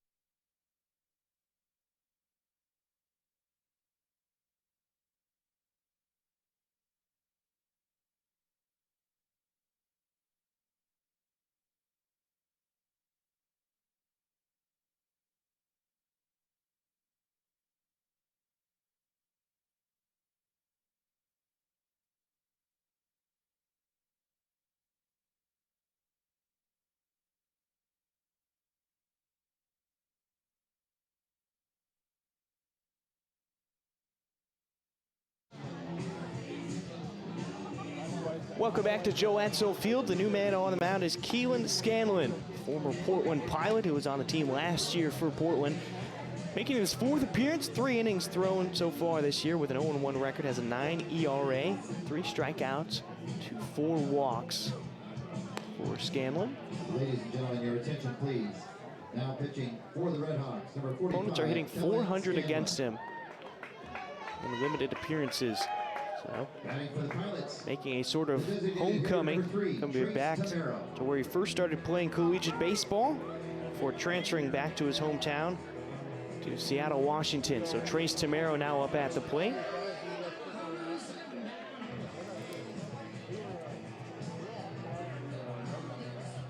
Liddell only got through a 1/3 of an inning on 19 pitches, giving up 2 earned runs during that time. First pitch to Trace Tamero, and that one plunks him high and inside. And Tamero walking slowly as he took that one near the helmet, it looked like initially. So he takes his time getting up to first in a scary moment. Let's have another look at the replay right here. And that one seemed to catch him near the elbow. Not as high as it initially looked, but still too high for comfort. So now the bases are loaded again. Mensch is over at third. Klemp is at second. Tamero is over at first for Spencer Scott, who's 2 for 2 today with an RBI. His 2 hits were both singles, and he's hit on both sides of the field. One time, ground ball found its way into right field, and then a line drive into left field.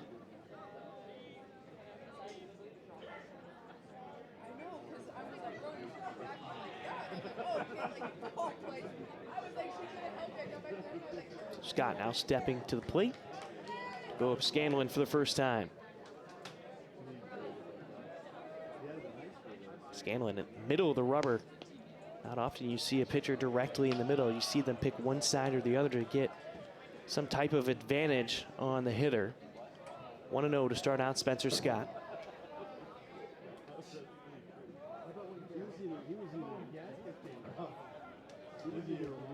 This is the 4th pitcher for Seattle U. Scanlon gets the strike call at the knees, outer part of the plate. 1-1.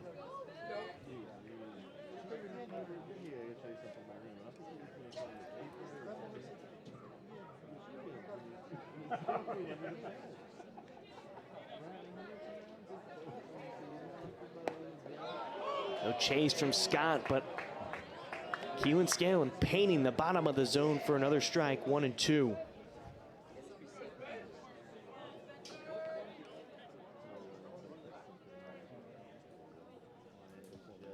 Little only got through a 1/3 of an inning, giving up 2 hits and 2 earned runs.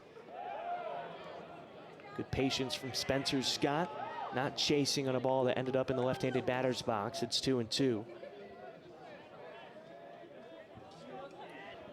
Warm spring day here on the Bluff. 64 degrees.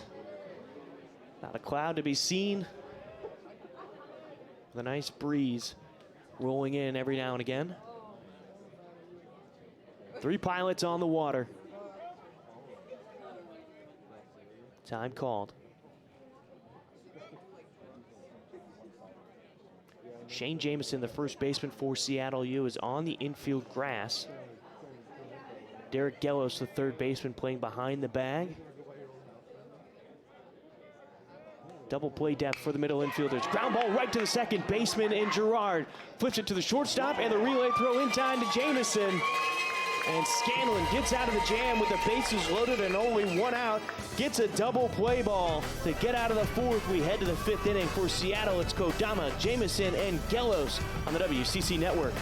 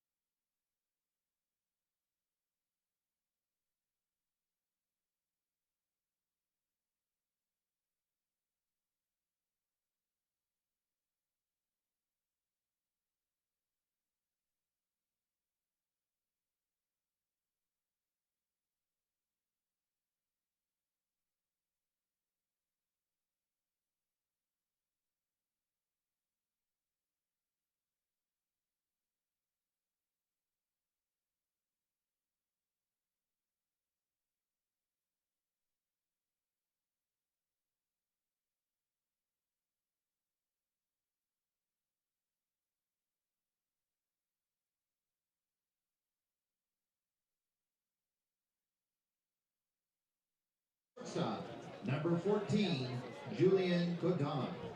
Welcome back to Joe Edsel Field. Brian Slyke with your call. Julian Kodama leading things off for the Red Hawks at the top of the 5th inning. As Portland scored 2 more runs in the bottom of the 4th to push that lead up to 6 and make it 8-2, and a comfortable lead for Gillis on the mound. Dropping back and left is Gabe Scoro on a well-hit ball by Julian Kodama, but it's a loud out. F7 in the scorebook, and we head to the next man up, and Shane Jamison, who's 1 for 2 today, with a single in the first, and he flew out to right field to Henry Mensch his last time up.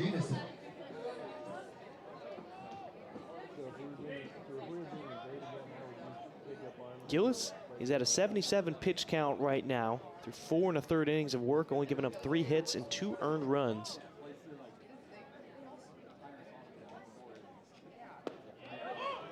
Jamison takes strike on the breaking ball. It's 0-1. No changes defensively for Portland. Scoro, Holcroft, and Mensch is your outfield left to right. Your infield, Scott, Saunders, Pataxel, and Brown, with Klemp still behind the plate. Jamison gets one off the end of the bat. Fielded by Brock Gillis. The flip over to Brown. 2 away to start off this 5th inning.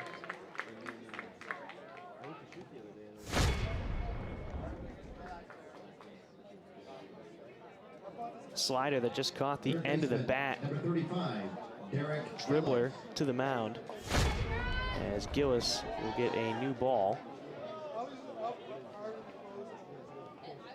Derek Gellos up to the plate. He's 0 for 1 today. Walked in the first, was left stranded on first base, and then in the 3rd inning, he flew out to right field to Henry Mensch. So Pataxel, the second baseman, in shallow right field with his feet on the grass. A breaking ball that doesn't break, stays in the right-handed batter's box for a ball. It's 1-0. Spencer Scott, the 3rd baseman. It's about 12 feet off the bag, or off the line, I should say. Fly ball, foul, off to our left, evening the count at 1-1.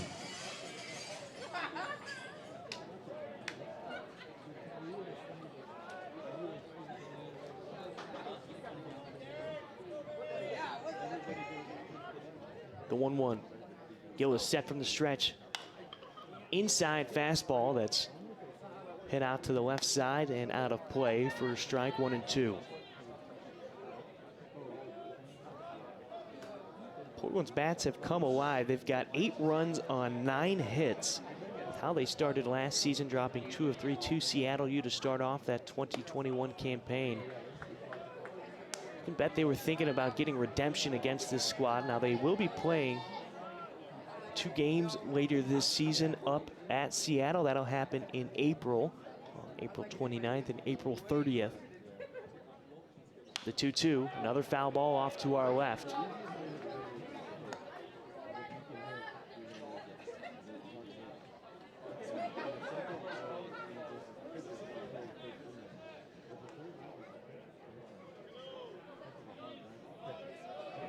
Hear the chatter of the crowd.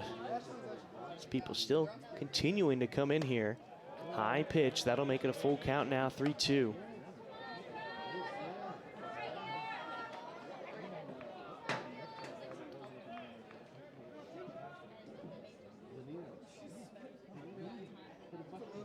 Right side of the infield playing back. Ground ball hit over to Pataxel at second, has the easy bounce. And the throw over will end it here in the 5th inning. A 1-2-3 inning for Brock Gillis on the mound. 2 up for Portland. Ty Saunders on the top of the lineup to Gabe Scoro and Jake Holcroft when we return on the WCC Network.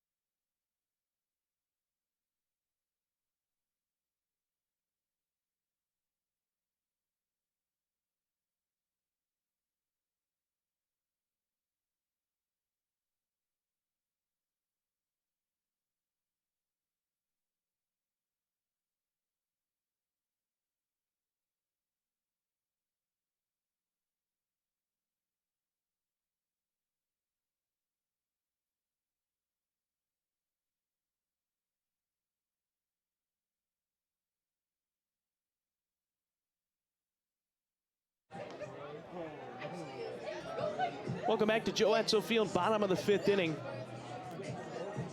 8-2 lead for Portland as Ty Saunders steps to the plate. Keelan Scanlon back on the mound for Seattle U as he got out of that jam to end the bottom of the 4th inning. First pitch to Saunders, a ball, 1-0.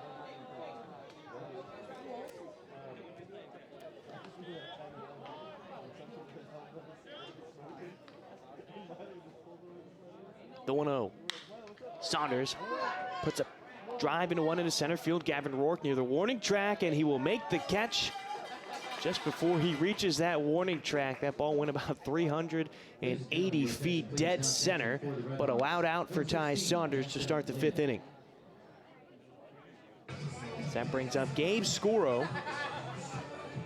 1 for 3 today with an RBI double in the second, where he also came around to score on a wild pitch. Otherwise, he grounded out to the pitcher and he flew out to center field to Gavin Rourke his last time up. Again, a weird defensive setup right now for Seattle U. Scoro takes ball 1, that's low and away. First baseman Shane Jamison almost playing in that hole between first and second base. Meanwhile, the second baseman Dylan Gerard is about 10 feet from behind the bag at second for Scoro up at the plate. Second pitch, fastball off the plate, far side, 2-0. I'd also like to take this time to offer congratulations to my brother Brandon Slike, being accepted into officer candidate school into the Navy program. 2-0, check swing from Scoro.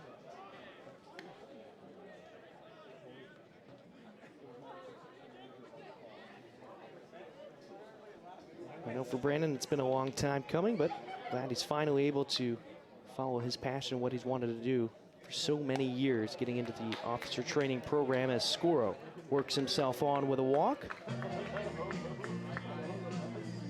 Best of luck over the next few weeks, Brandon, as Jake Holcroft now comes up to the plate.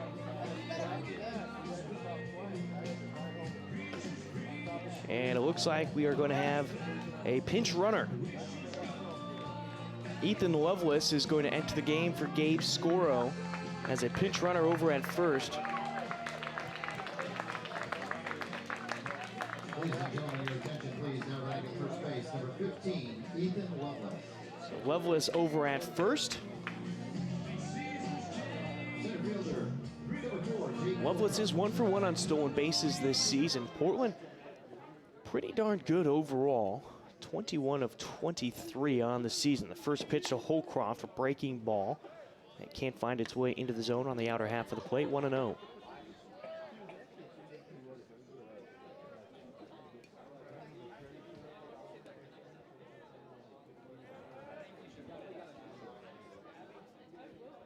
Double play defense for Seattle U. Hit and run put on. Lovelace will have to go back to first as Holcroft pulls it foul in front of Seattle U's dugout. 1-1.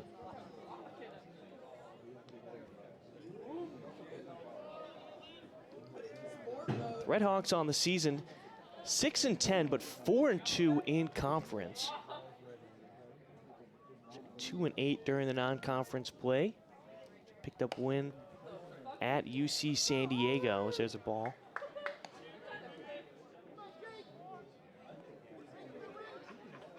It's 2-1 on Holcroft.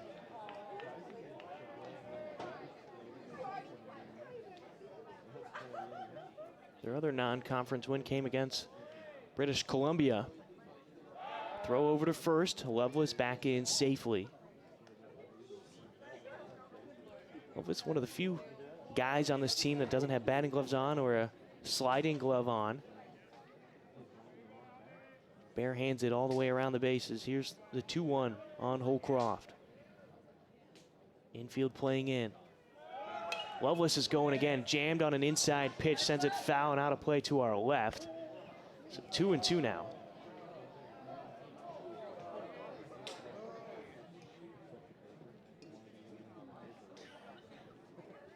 Holcroft with a smile on his face.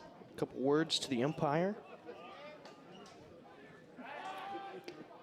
Scanlon again, the throw over to first. Lovelace back safely. Those aren't lazy throws over to first either.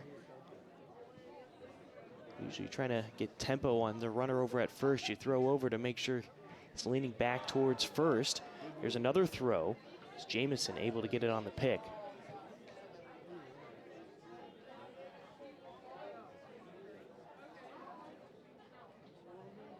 The mind games have begun with Scanlon on the mound. And Lovelace over at first. He's about 8 feet off the bag. Breaking ball on Holcroft, punches him out. Found the bottom of the zone on Holcroft. Excellent break on that pitch from Scanlon. Great job from Haight getting that back into the zone. So 2 away here in the 5th inning. Lovelace over at first, and that brings up Ben Pataxel, who's 0 for 1 today. A sacrifice bunt in the first, strikeout in the second, and then he was hit by a pitch and came around to score in the 4th inning. Runners going, Haight up throwing, and that throw is going to end up into center field. Lovelace is up and going towards third. And he has it. He would have had the stolen base at second easily as that throw was late, then moves over to third on the error. And that throw took the second baseman, Gerard, well off the bag. There was no way he was going to be able to get to that one. If you're Scanlon on the mound, though, you have to realize you've got 2 outs, and even with the runner on third, if you get a ground ball, you've got a good chance of getting the guy out over at first. The problem is Pataxel's a tough out. And there you see why. A drive into center field. Gavin Rourke seems to have a beat on it, though, and he will make the catch on the loud out into center field. The runner at third doesn't matter. No runs come in to score. 1 left stranded on base for Portland as we head to the 6th inning. Due up for the Red Hawks, Heiser, Reed, and Boisenall on the WCC Network.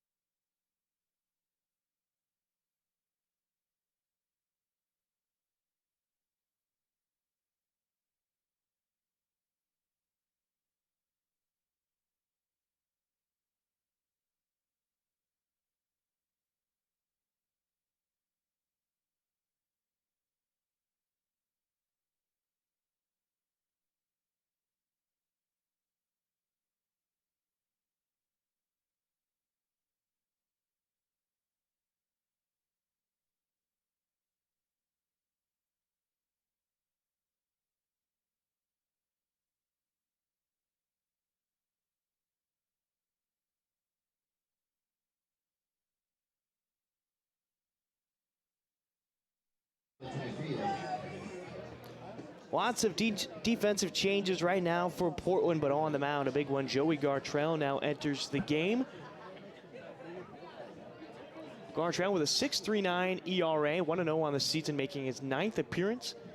12 2/3 innings pitched, giving up 9 earned runs, 11 strikeouts to 9 walks, so almost 1-1 on that aspect. It's 0-1 to start out. Grant Heiser, who's 0 for 2 today with 2 strikeouts. Strike 2 taken at the knees, outer part of the plate, 0-2. Brock Gillis' day is done. 5 innings of work, 84 pitches to his name, giving up 3 hits, 2 earned runs, and striking out 4. Good outing for the transfer from the University of Washington. Heiser fouls it off just enough to stay alive at the plate. He's back behind 0-2. There are a few defensive changes for Portland, especially in the outfield. 2 new names are in there. As Heiser hits a fly ball into right field to one of those new names. That's Ethan Smith in right field. He makes the catch in the shadows. And there's one away to start off the 6th. Right field is number 25, Ethan Smith. At second base. So the defensive change is out in the outfield. Now in left field, it's Ethan Lovelace. Henry Mensch moves over from right field. He's now in center field, and then Ethan Smith is your new right fielder for Portland. On the infield, relatively the same with one change over at second. It's first pitch off the plate for a ball to Jackson Reed. It's 1-0. But Scott is still your third baseman. Saunders is still your shortstop. But Sean Mulcair replaces Ben Pataxel over at second with Sam Brown still at first. Strike to even the count, 1-1 on Reed. Nick Klemp is still behind the plate for Portland. Gartrell, the 1-1. Gets past the freshman Reed. Now ahead on the count, 1-2. Gartrell, a freshman from Canby, Oregon, went to Canby High School. Jackson Reed fouls it off the backstop, 1-2. You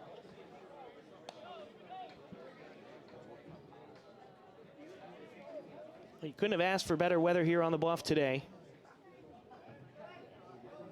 You got 65 degrees, clear skies, and minimal winds as it's been fluctuating from 0 to 6 miles an hour throughout today's game. It's Gartrell, the 2-2, begins its windup. Ground ball, Gartrell fields it himself. The underhand flip over to Sam Brown, low, but he gets it, and there's 2 away. Pitching for the Pilots is number 40, Joey Gartrell. Take another look at it. The batter's right fielder, number 11. It seemed like Reed was fooled on the type of pitch that Gartrell was throwing and just got it off the end of the bat as Matt Boisenall, the most dangerous hitter for the Red Hawks today, is up at the plate. He's 2 for 2 as Gartrell holds on to that one just a tad along. It's a ball, 1-0. Boisenall had a double in the second where he came around to score. That was one of those 2 runs that Seattle U had in the second, and then he singled in his most latest at-bat. And how about a single right there as it gets past Ty Saunders into center field. Henry Mensch will field it. And that's a 2-out single for Boisenall, who's now 3 for 3 today.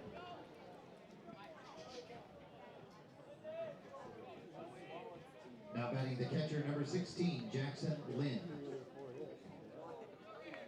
And we have a pinch hitter. Jackson Lind is now hitting for Andrew Haight.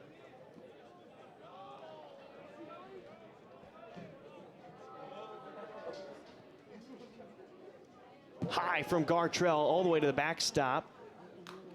Went right back to Klemp, but Boisenall moves up to second in scoring position on the wild pitch.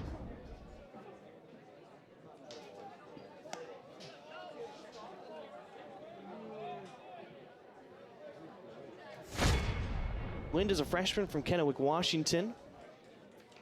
Plays the outfield and catches behind the plate. Bit of a utility guy for Seattle. It's Nick Klemp.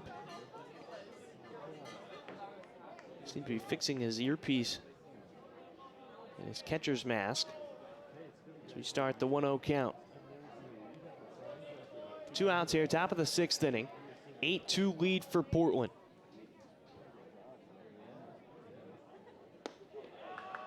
Gartrell responds with a breaking ball first strike, 1-1.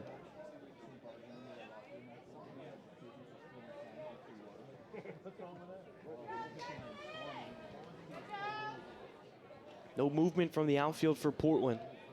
Gartrell sets up on the third base side of the rubber, takes a look back at the runner, fires a fastball at the knees, bottom of the zone.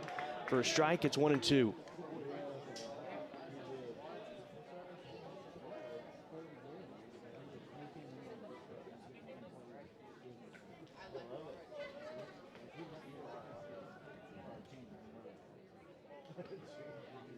The 1-2. Ground ball pulled down the first baseline, somehow gloved by Sam Brown, and he steps on the bag beating Jackson Lind. And that's the third out. The Red Hawks strand one, no runs come in to score. As we head to the bottom of the sixth inning, Brown, who just made that spectacular play, followed by Mensch and Klemp when we return on the WCC Network.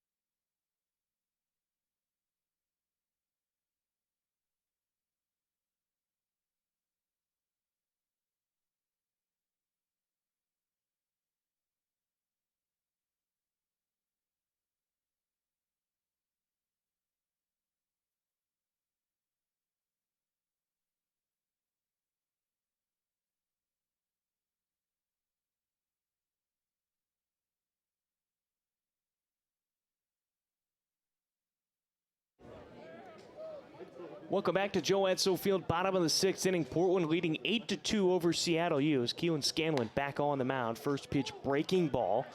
Can't find its way into the zone on the far side of the plate. It's 1-0 to start off Sam Brown. Brown is 3 for 3 today with 3 singles. He's come around to score once. He's been left stranded twice. There's a strike from Scanlon. That'll even the count at 1-1.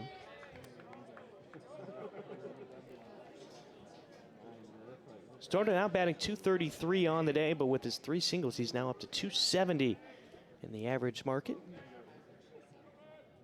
The 1-1.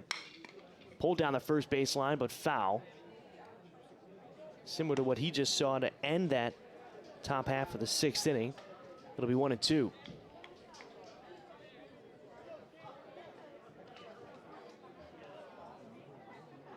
Brown, the sophomore from Petaluma, California. The great freshman campaign. All WCC freshman team. Freshman All-American. Fouls off the inside pitch.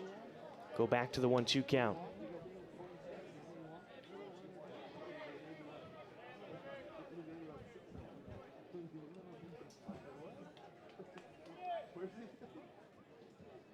Brown looking to go 4 for 4. Here's the 1-2. He'll get that 4 for 4. He hits it into right center field. This has a chance to be a double. He's rounding first. Picked up by Gavin Rourke. And it's a stand-up double to start off the bottom of the sixth inning for Sam Brown.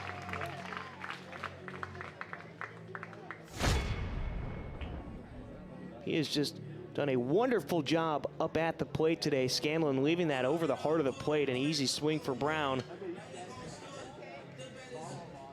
And if you've ever listened to the games with Corey and I on the call, that's where you win those games, right center field. And that's exactly where Sam Brown put it. And now that'll bring up Henry Mensch, who's now the center fielder.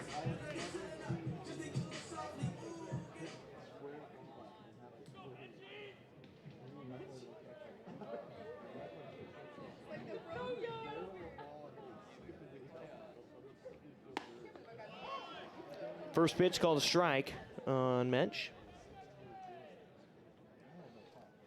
Mensch today is 0 for 2, a strikeout in the first, and he flew out to center field to Gavin Rourke in the second inning. His last time up in the fourth, though, he walked and was left stranded over at third. Squaring to bunt, and this ball gets away from Lind, the catcher, and Sam Brown will move up to third.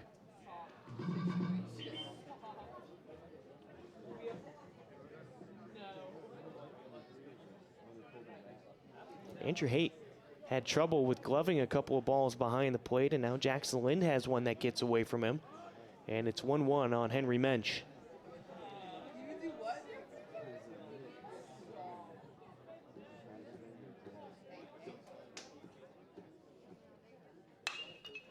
High fly ball from Henry Mensch. Shallow right field. Dylan Gerard is going to make the play. Sam Brown will stay put over at third. And a pop-up leads to an out. The first one here for the Pilots in the sixth. And Nick Klemp now up to the plate. Number 13, Nick Klemp. Klemp is 2 for 3 today. 2 singles, has 2 RBI. Came around to score once in the second inning. It's the only time not reaching base was a fly ball into right field back in the third.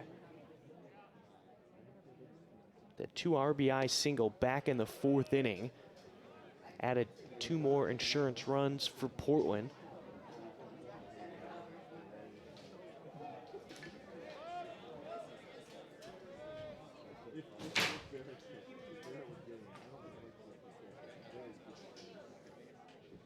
The 1-0. Breaking ball. Looked like Mensch wanted, or excuse me, Klemp was looking for a different pitch. Waits on the off speed. Klemp with those 2 hits, those boots his average up to 345 as the infield playing in now. Ground ball to the left side, fielded by Gellos. The throw home, that's going to beat Brown and slide in head first. Tag is applied, and there's 2 gone.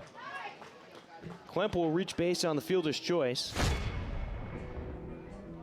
And an easy play for Gellos. Field it, immediately come home with it. And Brown was dead to rights on that throw, and that'll bring up Trace Tamero.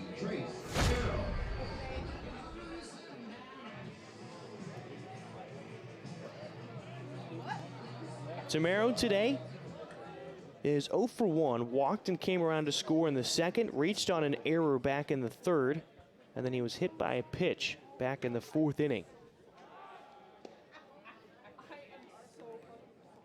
Throw over to first to keep an eye on Klemp.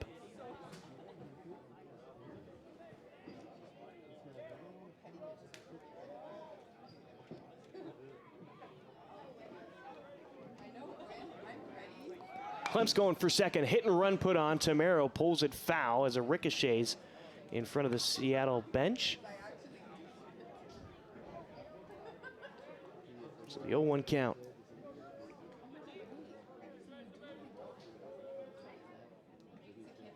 Look for the Pilots to put on the hit and run again.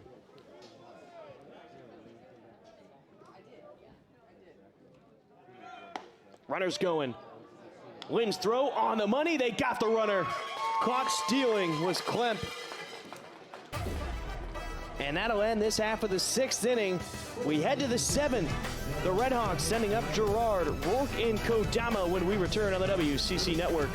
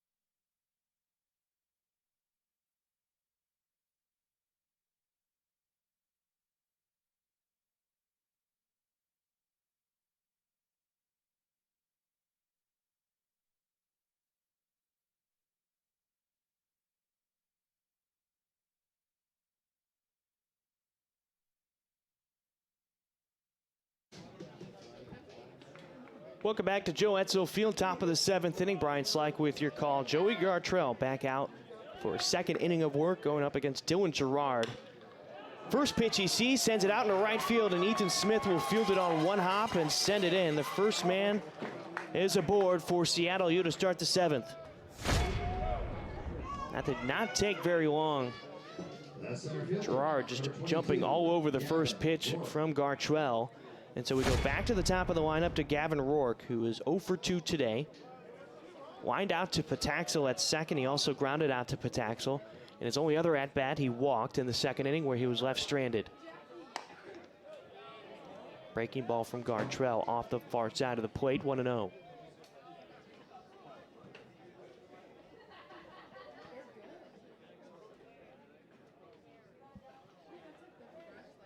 No movement from the outfield for Portland. Gartrell throws. Bunt is popped up and foul. Spencer Scott almost touched that in fair territory. But that'll even the count at 1-1. Elevated pitch popped up and landed on the foul line. Fair ball if that happens. But ended up in foul territory. So the 1-1 on Gavin Rourke.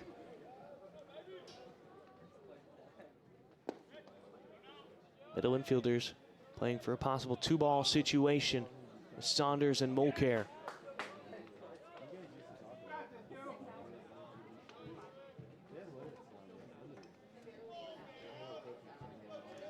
Decent lead over at first for Dylan Gerard. He's about 7 feet off the bag. Fouled off into the netting behind home plate. 2-2.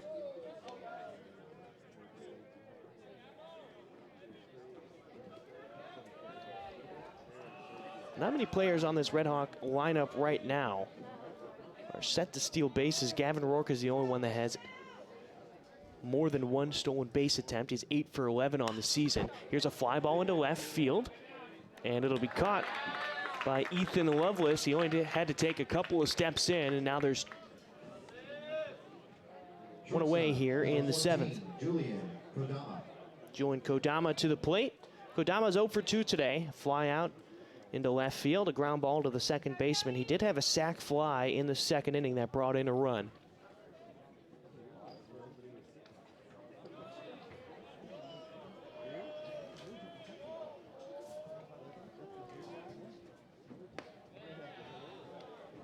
Spencer Scott, the third baseman, off the line at third, but almost on that infield grass. Portland trying to induce a ground ball and get a 2-ball here.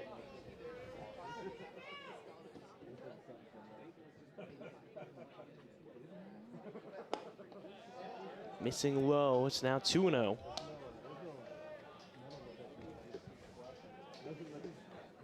Well, back on this date, in 1958, it was the national championship game of March Madness. Now, it's not the normal format that we're used to now with 68 teams. It's a 2-0 check swing down the third baseline. Scott will touch it in foul territory for a strike. That'll make it 2-1. But Seattle U lost to Kentucky in the championship game of the NCAA tournament back in 1958, 84-72 on this date. Now, back then, Seattle U was known as the Chieftains, and it had experienced a lot of success, making it to 4 of the previous 5 tournaments at that point in 1958. They made it to the championship game behind Elgin Baylor, who has led Seattle U to their only Final Four appearance in program history. Gartrell throws a fly ball into center field. Henry Mensch ranging to his left. And he makes the catch in center field, and the throw into second. There's 2 away.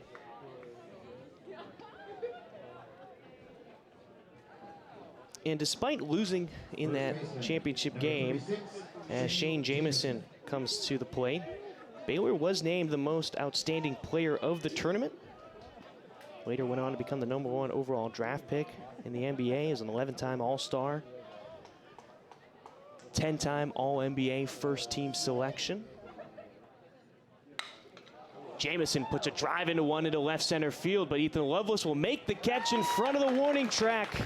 Allowed out for the Redhawks after getting the leadoff man aboard. It's 3 straight flyouts for Seattle U. You better get up and stretch. It's the 7th inning stretch in the bottom of the 7th. Tamero, Scott, and Saunders for the Pilots.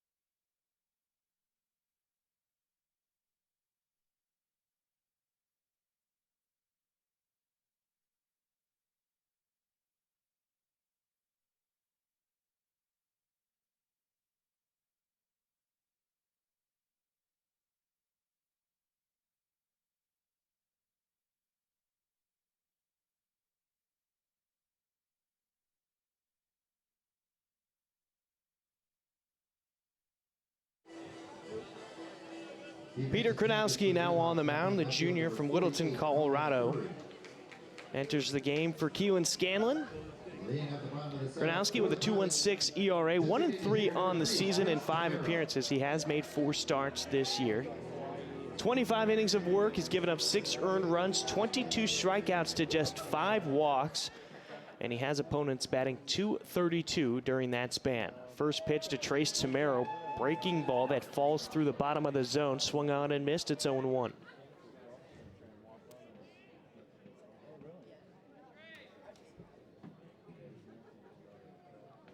Tamero swings through another off speed. It's 0-2 now.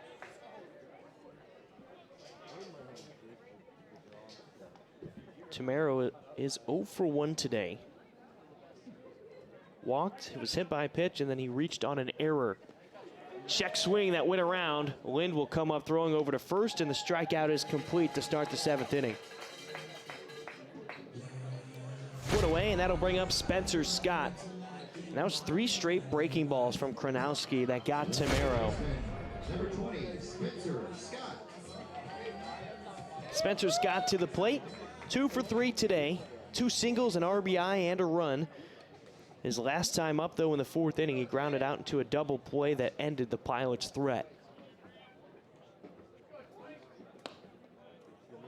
First pitch fastball, low and inside. It's 1-0.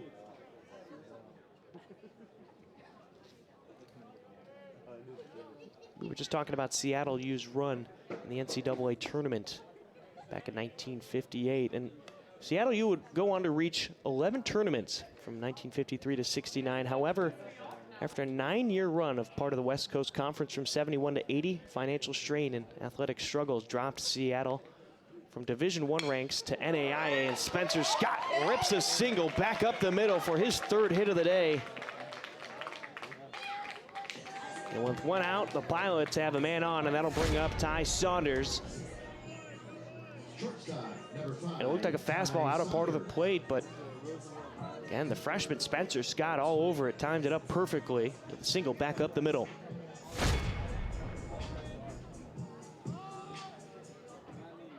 Now after Seattle U dropped back down to NAIA, took them quite a few years to transition back up to D1. So they went from NAIA to D3 to D2 to D1 as the breaking ball missing the zone. It's 1-0. But they eventually made it back to Division I in 2008. Couldn't find a conference initially and then joined the conference they're in now, the Western Athletic Conference, the WAC, in 2012. Here's the 1-0. Saunders, ground ball up the middle. Back-to-back singles with one out. Scott turns around second. He'll go back to the bag. Saunders picks up his second hit of the day. And we go back to the top of the lineup. And Ethan Lovelace, Number 15, sophomore from Olympia, Washington, will get the at-bat now. He replaced Gabe Scoro on the base path back in the 5th inning as a pinch runner, had a stolen base, and then was stranded at second after the throwing error from the catcher.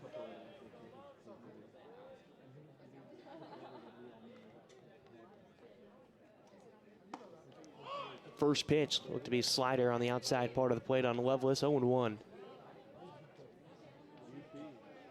No movement from the outfield. So there is a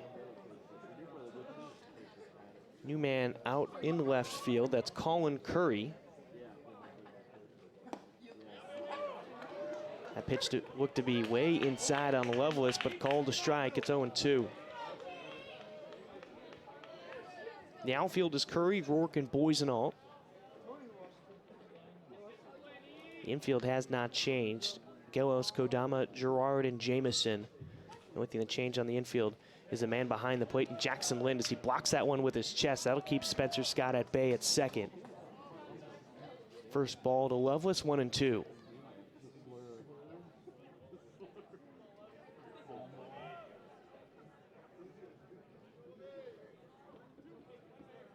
Well, Portland holds a 9-game advantage over Seattle U, and right now they'll have a chance to push that up to 10 if they hold on to this lead today, as they currently lead 8-2.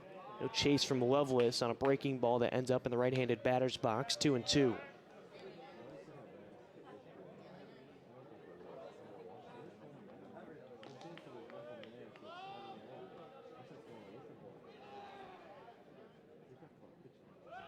It's more and more people showing up on the right field berm.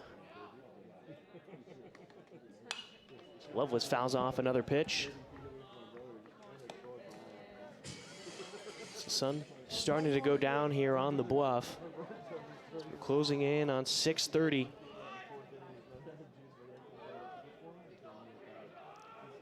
Sun starting to go behind some of the trees just outside the stadium to our right. You can see the shadow across the mound. The 2-2. Lovelace gets jammed inside, hits a ground ball over to Jamison, who steps on the bag at second. Both runners move up. Saunders up to second, Scott over to third. As Lovelace is retired, 3 unassisted in the scorebook. And now hitting for Jake Holcroft, who was replaced defensively by Ethan Smith, who's now out in right field. Holcroft today was 0 for 2 with a sac fly, RBI, and a walk, where he came around to score. This is the first at-bat for Ethan Smith today. Smith on the season batting $182, has got 2 hits on 11 at-bats. As he takes ball 1, it's 1-0.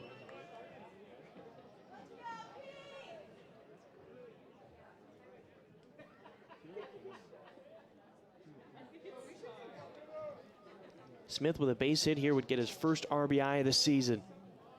The 1-0. High, no chase on the fastball, 2-0.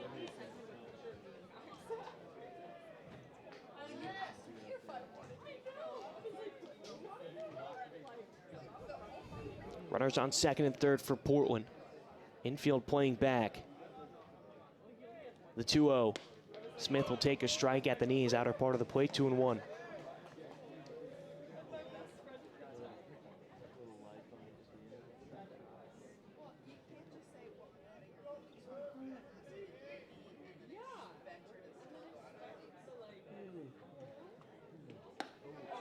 Breaking ball that finds its way into the zone. About hip high, outer part of the plate, 2-2 now on Ethan Smith.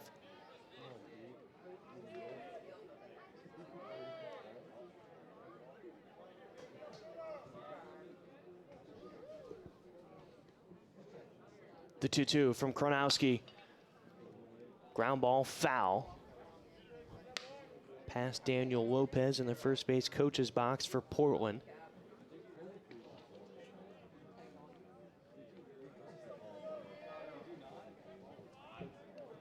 Pilots trying to get to a 15-5 record, 10 games above 500. Smith swings at one in the dirt. And that'll end it here in the 7th inning. They strand two, no runs come in to score. It's an 8-2 lead for Portland. As we head to the 8th, Gellos, Heiser, and Curry when we return on the WCC Network.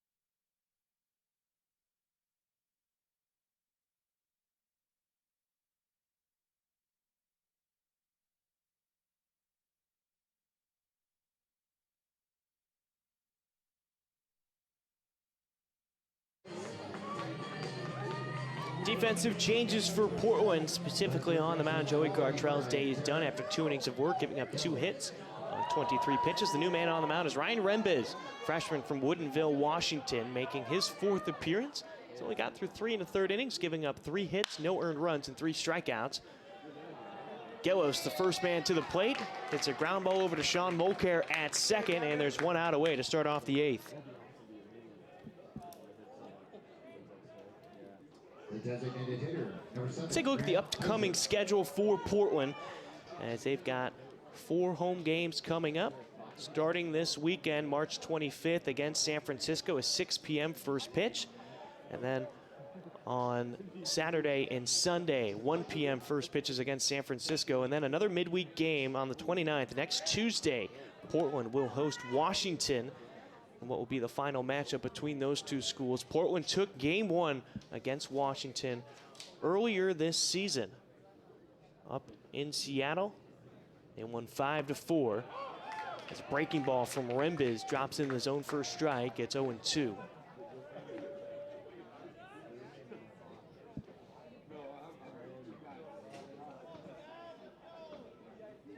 Rembiz is averaging just about a strikeout per inning. His fastball high and away from Grant Heiser. It'll be 1-2.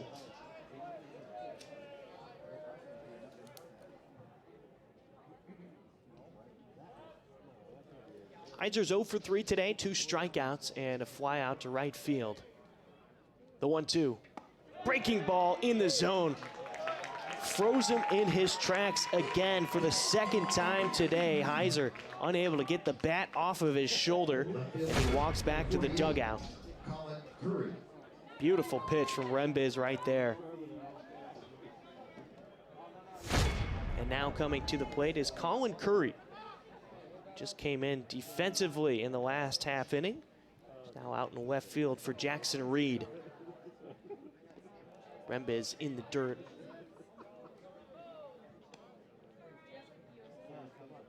Curry is making his 10th appearance on the season. He's batting 167, 1 hit on 6 at-bats. He has scored 3 runs in that span, though. Here's the 1-0. Rembiz delivers a strike at the knees, far side of the plate, 1-1.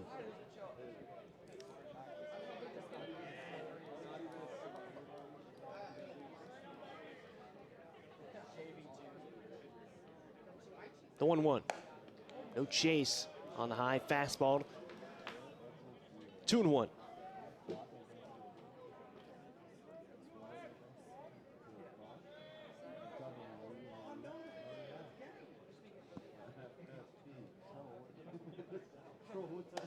Check swing.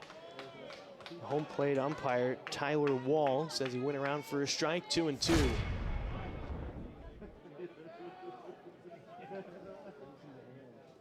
And all three arms today on the mound for Portland are guys that have just joined this team this season. Here's the 2-2. Fouled off behind us and to our left. We'll go back to the 2-2 count.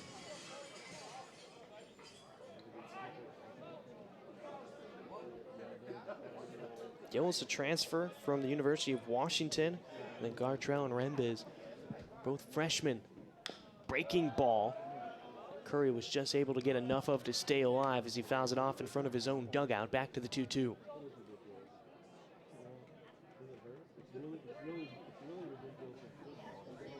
We were enjoying 64-degree weather earlier today.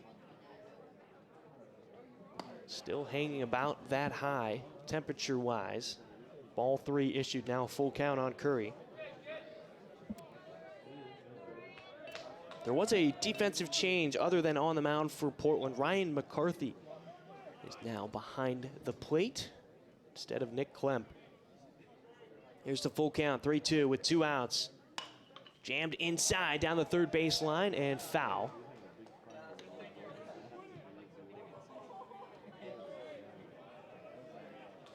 Holcroft leaves the dugout to go get that foul ball.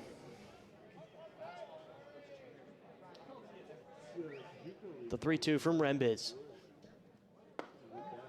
And it pops out of the glove of McCarthy, ball 4. So Curry gets himself on with a walk. Right fielder, number 11, Matt Boisenau. And out comes up the hottest hitter for this Redhawks team, Matt Boisenau. He's 3 for 3 today. He has a double and 2 singles. He's came around to score back in that second inning on a sacrifice fly by Julian Kodama.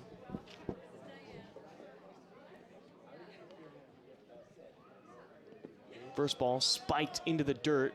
McCarthy will come out from behind the plate to go get it. The runner stays put over at first.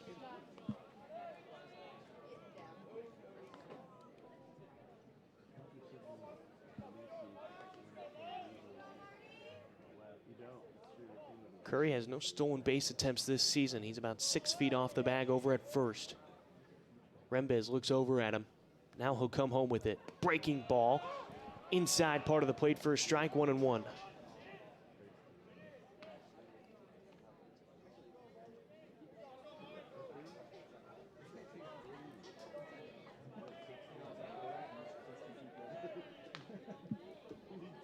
The 1-1, Rembiz looking over at Curry. Now he comes home, swung on and missed by Boisenau on a low fastball, 1-2.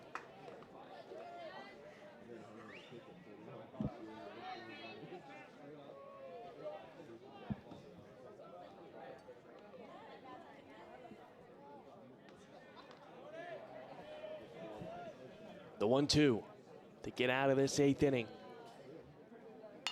Boisenau gets one off the end of the bat. Charging it is Mulcair, throws over to first, and Boisenau is retired for the first time, and that will end the 8th inning for the Redhawks. We head to the bottom of the 8th inning. 2 up for Portland. It's Mulcair, Brown, and Mensch when we return.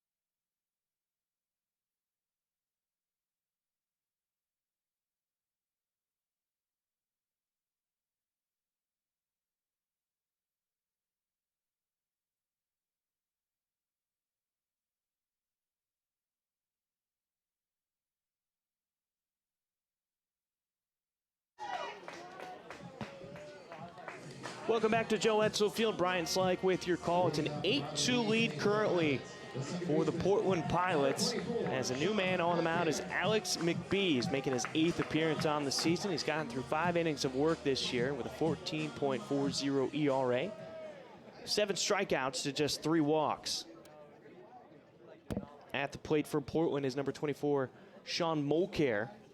This will be his first at-bat. Came in defensively for Ben Pataxel back in the 6th inning.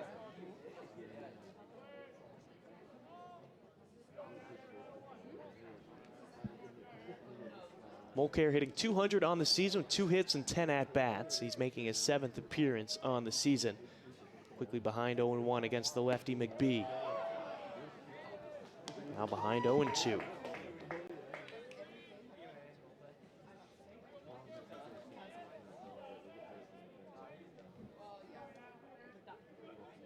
Shadows continue to creep more on the field here at Joe Edsel. The 0-2 on Mulcair. McBee trying to get him chasing into the right-handed batter's box. Goes for a ball. It'll be 1-2. Well, some relatively prominent birthdays today in the world of sports. Born on this date in 1952, legendary broadcaster Bob Costas was born in Queens, New York, as Mulcair thrown out, or struck out, I should say, with a fastball on the outer part of the plate. And it's 1 away.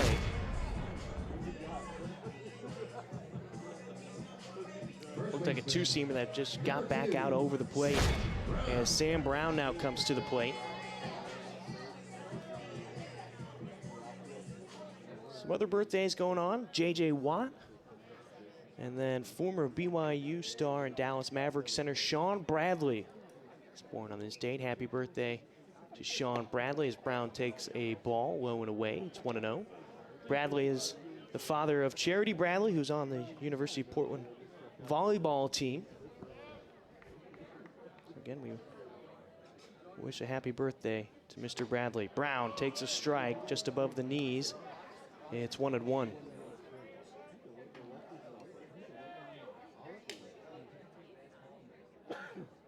Not much movement from the field for Seattle. With Brown up at the plate, the open stance. 2-seamer can't find its way back over the plate. 2-1. The outfield, Colin Curry in left, Gavin Rourke in center, Matt Boisenault in right. The infield, Gelos, Kodama, Gerard, and Jameson, with Lind behind the plate. Brown liked what he saw there, swung the bat, but came up empty. 2-2.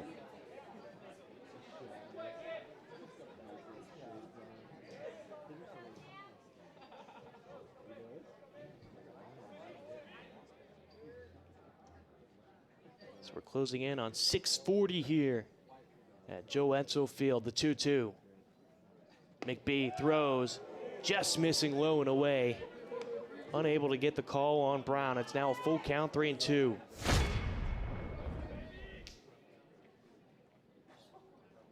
Lind tried to frame that one in the zone. Just couldn't get the call that he wanted. Full count, 3-2. And that's strike 3. Lind knew it right away. He came up throwing over to Gelos over at third. And with back-to-back strikeouts for McBee, that'll bring up Henry Mensch. Center fielder, number 33, Henry. That may be a tad low looking at your screen, but the home plate umpire, Tyler Wall, has been nothing but consistent in getting that bottom part of the zone, so you have to be defensive when you've got 2 strikes on you. Henry Mensch at the plate. Still looking for his first hit of the day. It's 0 for 3 with a walk. Fly ball into center field. Gavin Rourke is now going to come in a few steps. He'll make the catch with ease. And that will retire the Pilots here in the 8th inning. They go 1-2-3 with a couple of strikeouts and a flyout. We head to the 9th inning, the final frame. Jackson Lind, Dylan Gerard, and Gavin Rourke due up for the Red Hawks.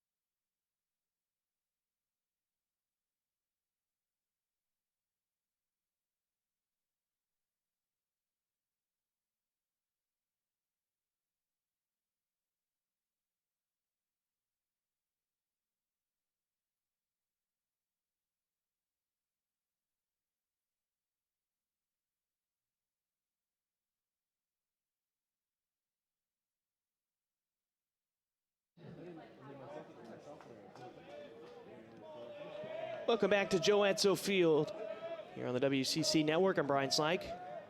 Portland leading 8-2 over Seattle U in the top of the ninth inning. Ryan Rembiz is in the game to close things out for Portland.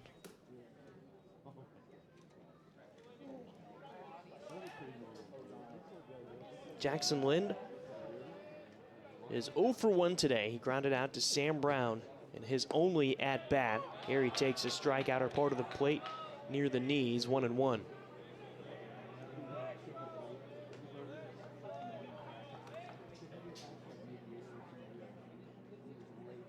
Portland, with a win today, would go to 15-5 on the regular season and 7-1 at home.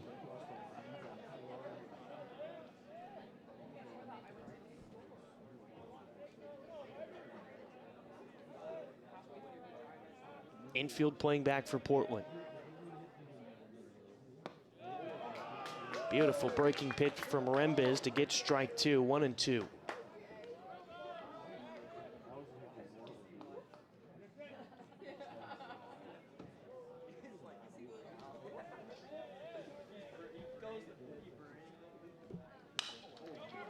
Pulled foul. First base coach grab it and flip it into his own dugout. 2 strikes now, 1-2.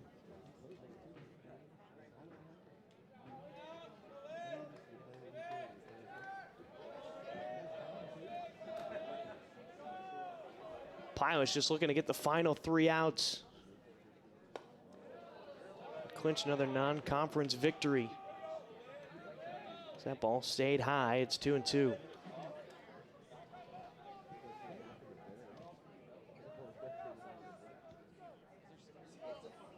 Outfield playing straight up. Right side of the infield playing back. Strike 3 on the breaking ball. Lind goes down looking.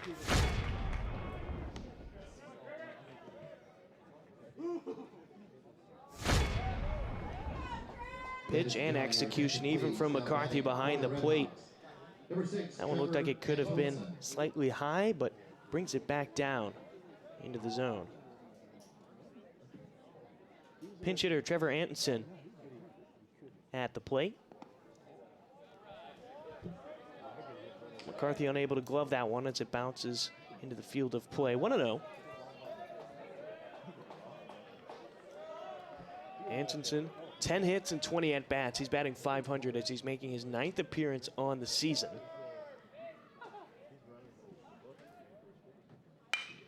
Fly ball into center field. Henry Mensch quickly running back. He's near the warning track at the wall, and he makes the catch just before touching the wall. A well-struck ball by Antonsen.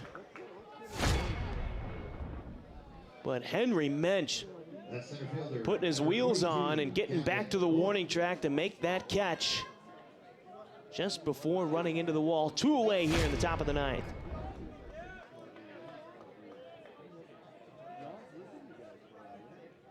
So Gavin Rourke at the plate. Rourke is 0 for 3 as he fouls this one off the netting. 0-1. Rourke has grounded out to second when Pataxil was playing that position. He walked back in the second inning, lined out to Pataxil back in the 4th. And then in the 7th inning, he flew out to left field. Here's a flare out past short and finds its way into left center field. It's going to be fielded by Lovelace, quickly coming up and throwing towards second. That'll keep Rourke at first, but a 2-out single for the Redhawks to stay alive here.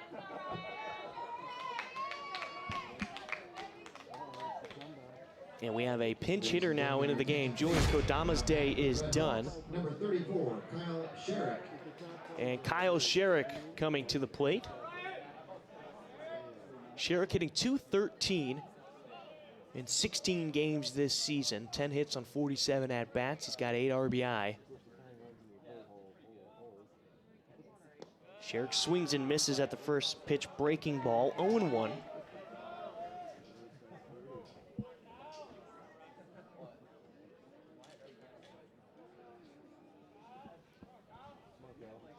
Small lead over there for Rourke at first. Rourke does have the most stolen bases for this Redhawks team.